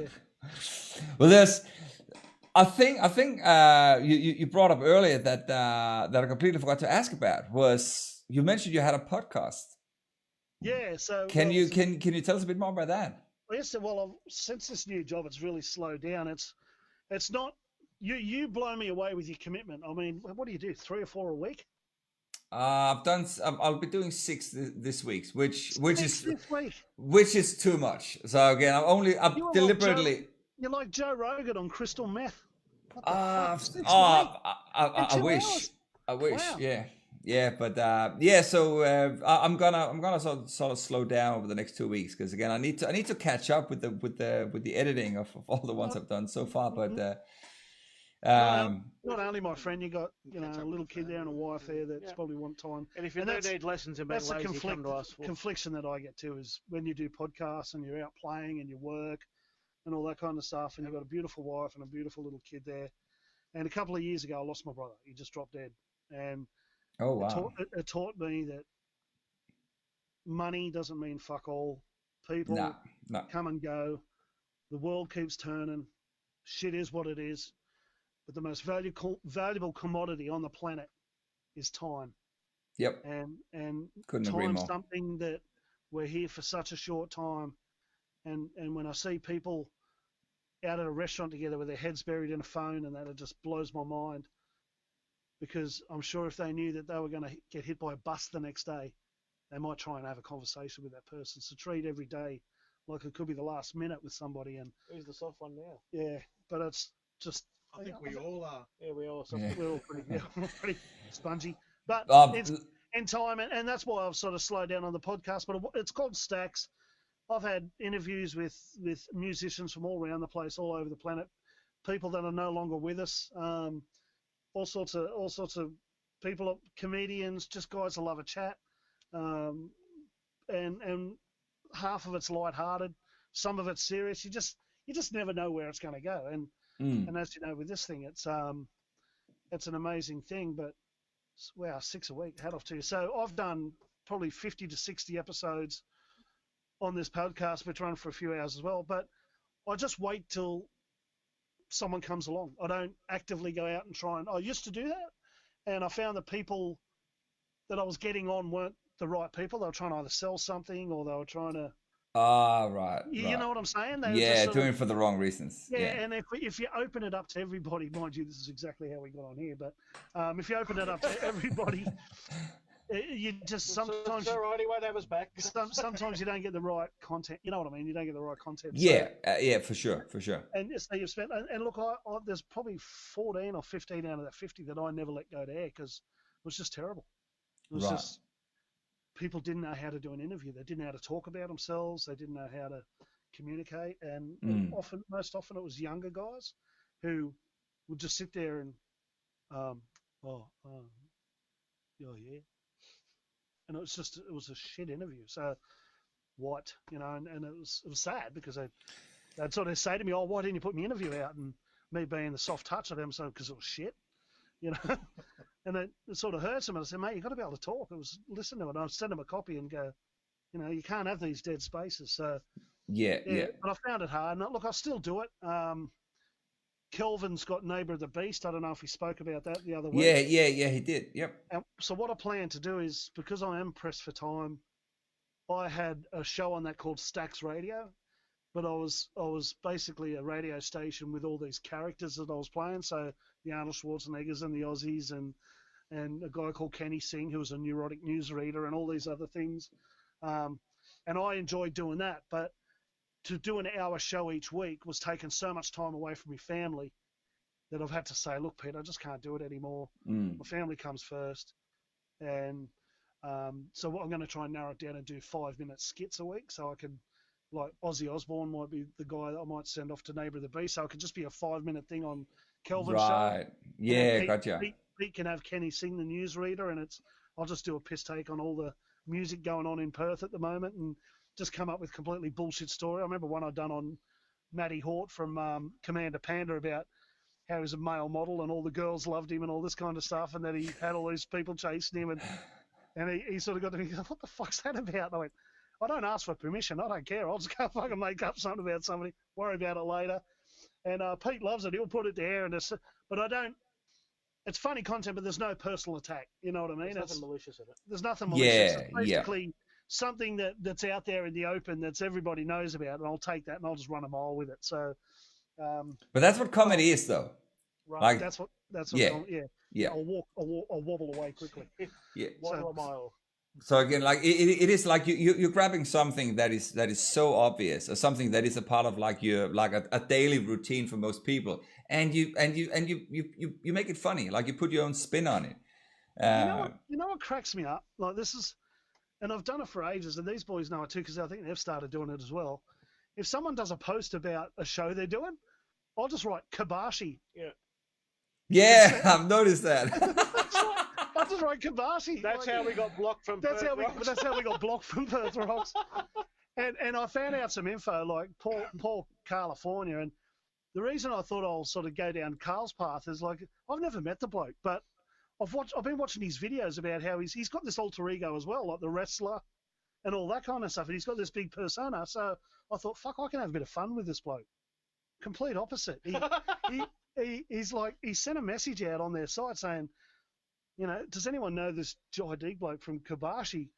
It's getting close to borderline harassment because every time he was doing something, I'd just write Kobashi, and I'm not hurting anyone. I'm just putting Kobashi in everything that people write about like that. And I was just like, Kobashi for Perth Rocks. And then he got a bit weird on it. So I said, listen, you pay your dues. We're old blokes. Give us a crack. And he just went, blocked. But having said that, borderline harassment, I think, is a great name for a song. So we're going to write. So we're going to write a song now called Borderline. So thanks, yeah, Carl. Yeah, cool. we're going to write Borderline Harassment. Yeah. So it was just funny. Like something as simple as just like, mate, I've tagged lawn bowls tournaments. People put stickers up. If I'm online and someone goes, oh, we've got a fate day on at Yanchep on Sunday the 31st, I just write Kobashi. You know, that is so good. That is, I love that. Tournament at Two Rocks coming up. You know, if anyone would like to enter, and I just write Kobashi. And the amount that is, it is like an online sticker. You're absolutely right. You just said it yourself. You've seen it. You've seen it, and you know about it. And I'll be like, what the fuck? What's happening, man? That's what this whole documentary is about. Who the fuck is Kobashi? Because a lot of people are going, who the fuck's Kobashi? Or what's a Kobashi? Or what's a Kobashi? What is it? It's like a Japanese hot dog or something. It's massive hot dogs. Hot dogs, yes. Someone said hot dog. So it's our way. It's kind of our kind of spam. You know what I mean? And it's it's harmless. But geez, I fucking laugh when people take it seriously. I've wrote Kobashi and people are blowing up. And I go, people, can you not post that on our gigs? And I went, no problem. And then the next line is Kobashi. Because that makes it fun. Exactly. That makes it fun. Yeah. But it's funny because I do it on all the shows coming up in Perth. Yeah, the funeral was a step too far though, Joe, but that's, I thought it was funny at the time. Please come and for a memorial service. Kobashi. It's just not a good look, right? So. Yeah. But it is, I suppose, again, that again also comes down to the probably, the experience, like being a bit older, not as you mentioned yourself, like not giving a fuck, not taking yourself too seriously, just have fun, you know what I mean? But people who know us know that's what we're like anyway, right? Yeah, We're just having a joke. I mean, the music's not a joke, but we're just having a laugh along the way. So. Well, to me, as I said, the series, I'm funny, like anything that's, and I'm bad, like I've lost jobs over it. Where people said, oh, you need to be serious. Like, I got called in a serious job years ago, and I had to have someone come and represent me. In the job, you have to have a person come in that's like a witness to basically your sacking. You know what I mean? So I hired a clown. Right.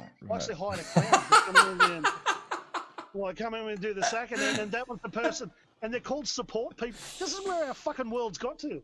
You need a support person to go in and have a serious discussion if you've got a job and it's a problem, you need a support person. So I hired a clown as my support, and I said, every time they mention something where I've done something wrong, can you do the on your horn, right? So they're going. They said, look, we're really concerned about, we've had a few complaints. And I said, it's my support person. Like I knew I was getting my ass thrown out of there that day. And we're talking high up jobs in the government sector.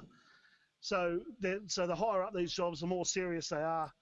And I still reckon the best thing I've ever done was pull that support clown in for me for my technical Oh, sacking. you could like was there any way you could have gotten that on camera or something, man? That would have Well, been the We're trying to that get him sacked from his new job. Legally, that could have had its issues because of you know what course. I mean. As I said, government departments are very hush hush about a lot of things they do.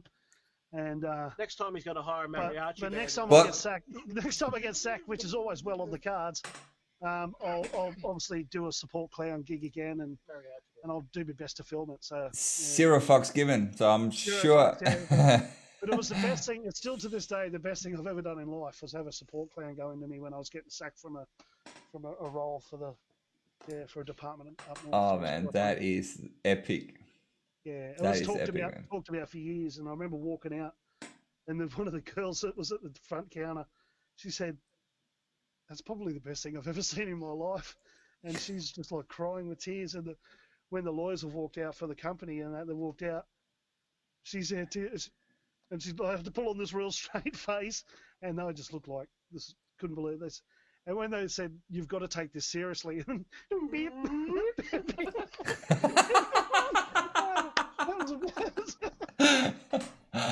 Oh man, that is so good.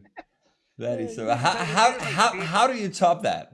Like how do you you top don't that? top it. That's the best thing ever. Someone's thinking they're breaking you by. This is why I've got this is the mental type of attitude that I got. When people try and break you, humor defeats everything. Oh, absolutely.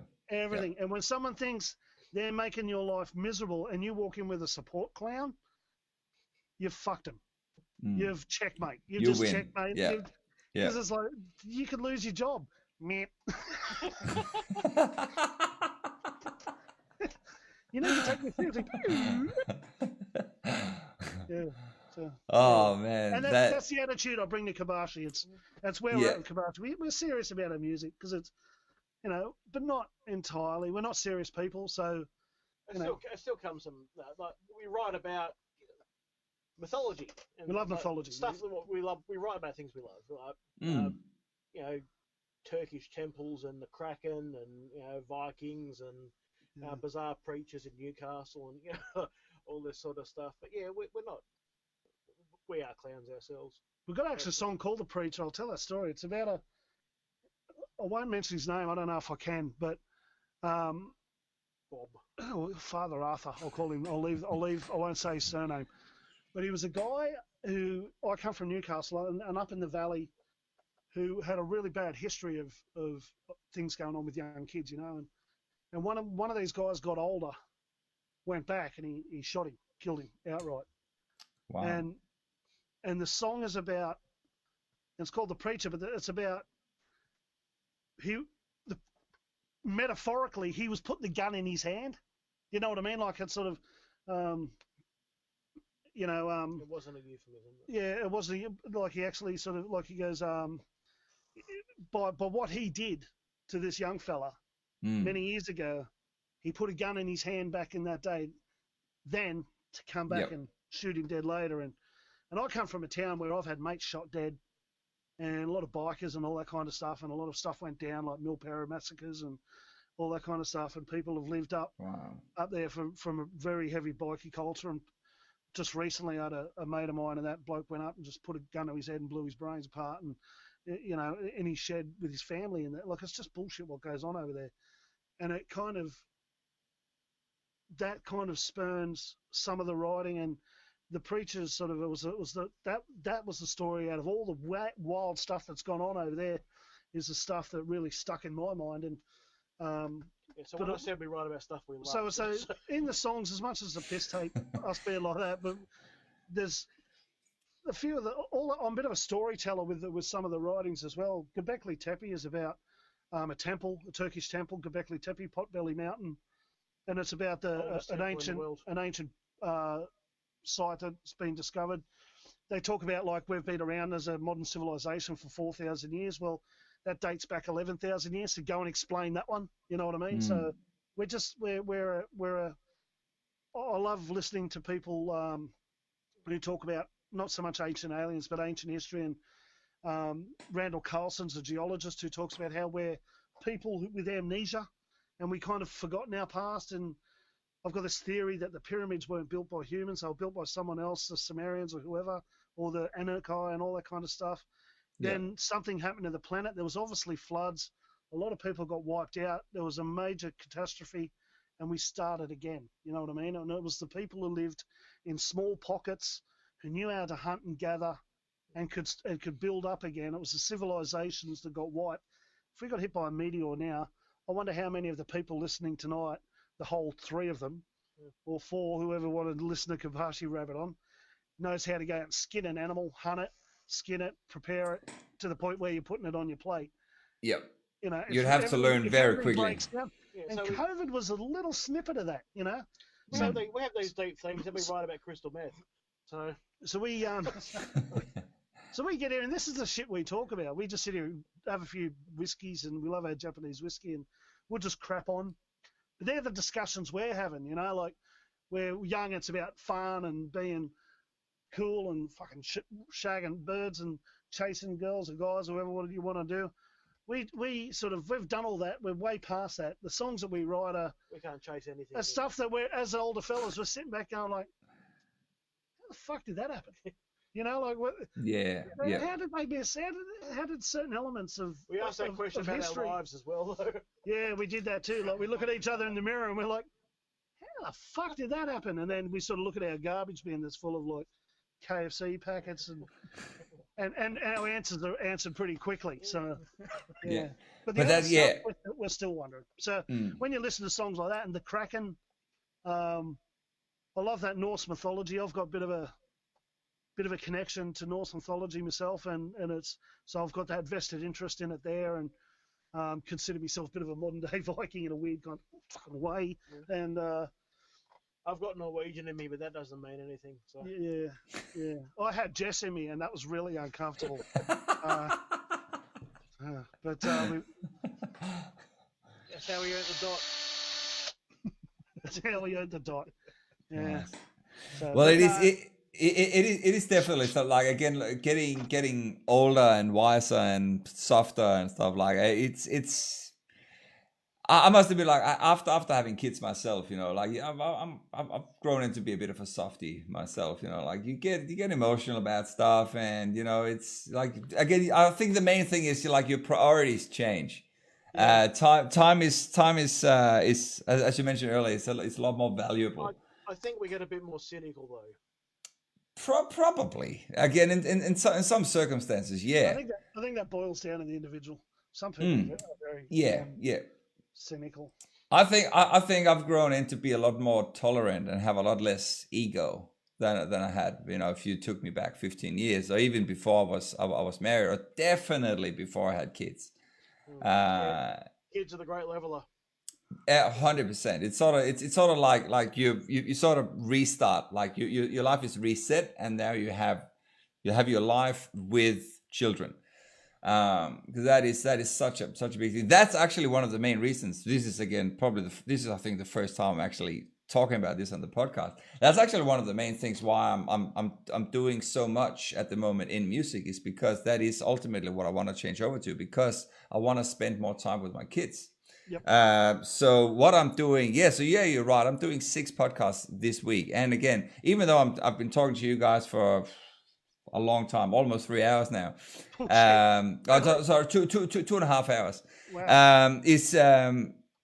And obviously a lot of additional time goes behind the scenes to actually prep it and all that. But doing all these things, you know, talking to people, building my network and stuff allows me to then spend more time with my family during the day. Because I'm actually willing to take a risk and saying, look, next year I want to try and do, you know, 6 to 12 months where I do this full time. If that doesn't pan out, so be it.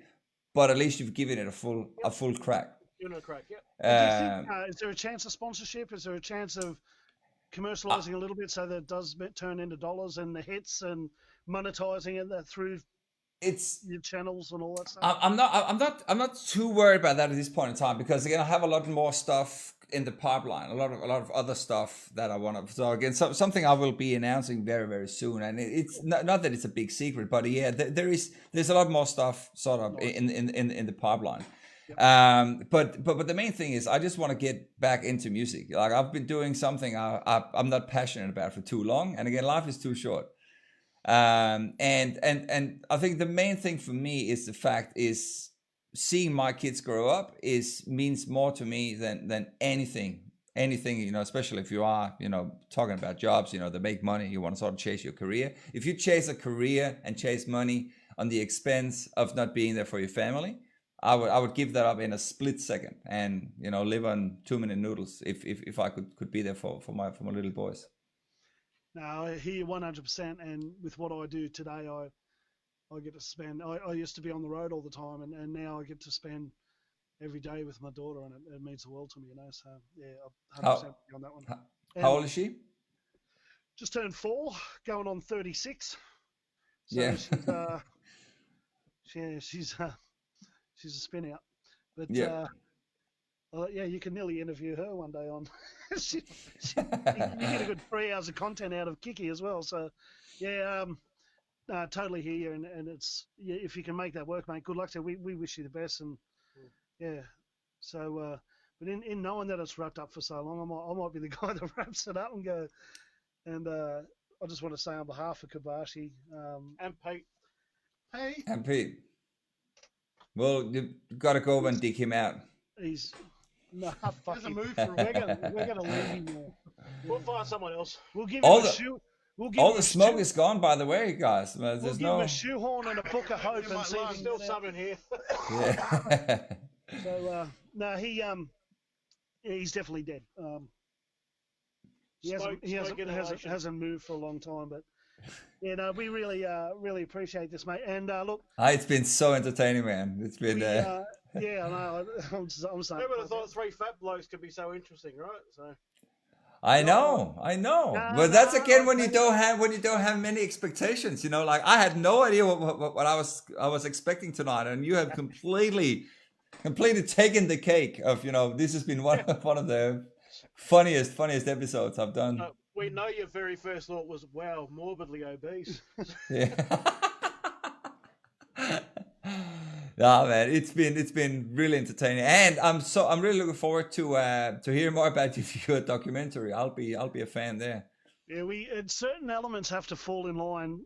We've got certain things that have to happen in order for it to be perfect, because there is a bit of ambushing that's going on in there. We're catching people unawares, and Guerrilla filming. bit of guerrilla filming going on, and until we get all the elements that we need for it to be what it is, it won't be released. So we can't really put a release date on it. We've definitely got something coming up.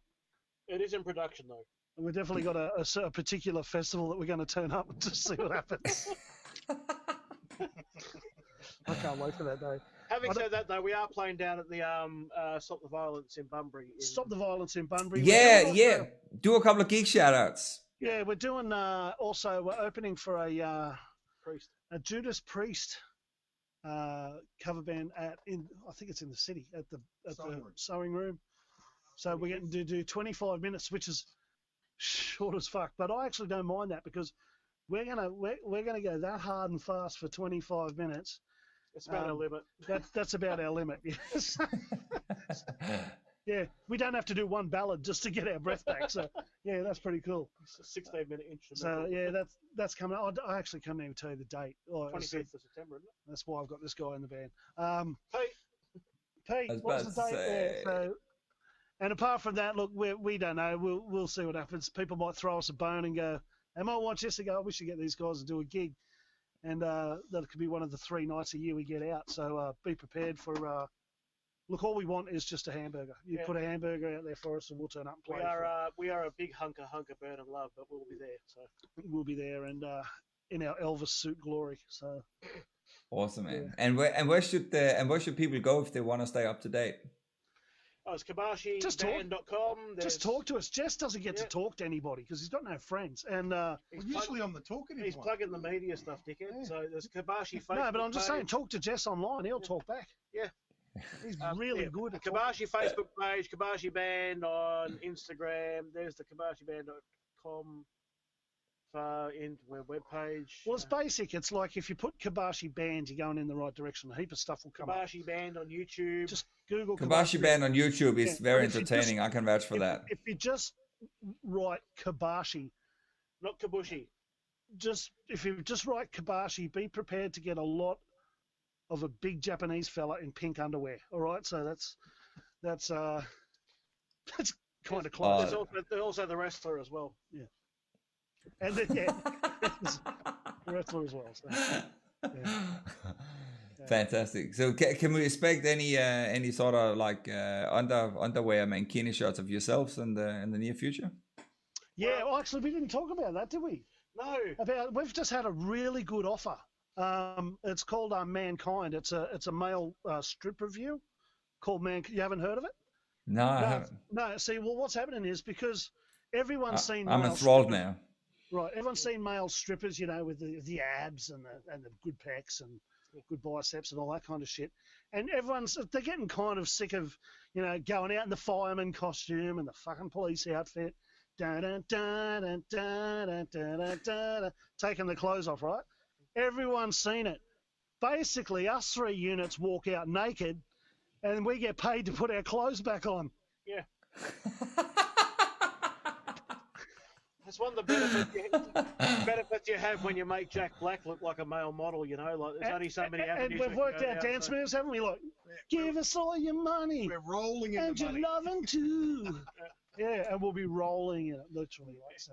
That is I'm gold. glad we got that in. I Every forgot girl's about crazy that. about a sharp slice of ham. So, ladies who's watching, if you see like Mankind promotions, and come out and see the new thing in town. And we got rave reviews. Yeah, there's even mandatory vomit bags they hand out, so there's nothing to worry about. Yeah, and those things that they use, like, when you're on an airplane and you put them over your eyes to go to sleep, they're handing them out, the Mankind reviews as well. So. And a lot of ecstasy. So. Yeah. Except for that chick. Nice. Remember the last gig we did? She came up and kept stroking me and going, "It's a furry wall." Yes. Yeah. She tried to wipe her feet on you. Oh, no. Yeah. I didn't have Yeah. All right, Mr. Hammer. Who's doing that Chewbacca sound? That is so good. That's me. I don't waste my evenings anyway, so I do a lot of practice of the Chewbacca. Nice, man. Guys, my cheek hurt because it's been so much fun, man. So do mine, because I'm fat and I've been sitting on this thing for so long. Yeah. And my cheeks are basically resting on my chest, so yeah, mate. Arigato gozaimasu. Watashi wa Kobashi ban desu. Hai, arigato ne. Thank you. Oyasumi nasai, Hammer-san. I'm just checking out here see if we got any. We got a lot of comments, man. But I might have to let you guys go back and reply to them after the show because there is. I'm gonna have to learn to read. A lot of. Ask Siri or Google or Alexa or something. Hey, can you do them? But there's there's a lot of good comments. But I'll probably leave it up to you to go back and reply Kobashi to all of them. That would be. Mr. Hammer, thank you very much. Guys, it's been an absolute pleasure. Before we wrap it up, do you wanna just quickly just give us a little introduction to the Falling, which we're gonna finish off on? That's our live one, isn't it? Yeah, that's live at Midland Hotel. That gig came about. We got rang up just a few days before it, and and I know the desk out there because it's the old one out of the Charles. So patched into it, got a good sound. There wasn't many people there, but that was all right. But we captured this live. And I've done some trickery with it, and I like the way it is, and hope you enjoy it. Yeah, it's called The Falling. Yeah, it's a bit of a dreamy song. You think you'll enjoy it. Yeah, it's actually pretty laid back for Kobashi, but so are we. Fantastic. Arigatou gozaimasu. Oyasumi nasai. Johnny. Thank you. And everybody, KobashiBand.com, Kobashi Band on Facebook and Instagram. Go and check it out. YouTube as well for fantastic videos in how to do proper music self-defense. I love It's it. a real treat for the eyes, isn't it? Just remember, It is. It is. It's a Never real get thing. stuck. Don't ever get stuck when you got the butt method. Fantastic. And on those words, guys, thank you. Thank you so much. And enjoy the rest of your evening. Drive safe and don't, take it easy. And I will look forward to seeing you guys very, very soon We don't need at a venue out there. Fantastic. Take it easy, guys. Talk to you soon. See you, mate.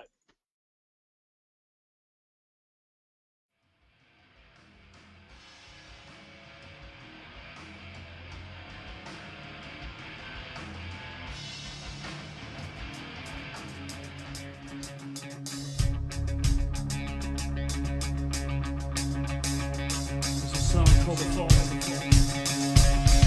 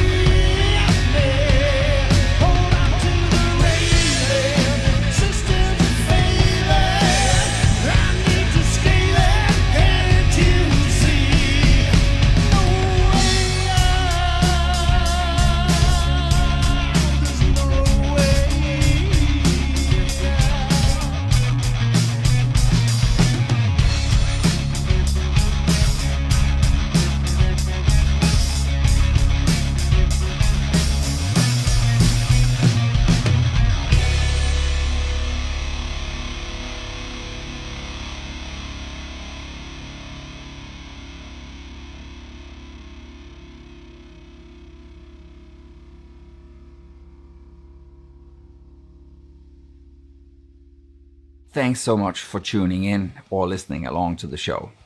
If you like the show, please don't forget to leave a 5-star review and subscribe to my social channels.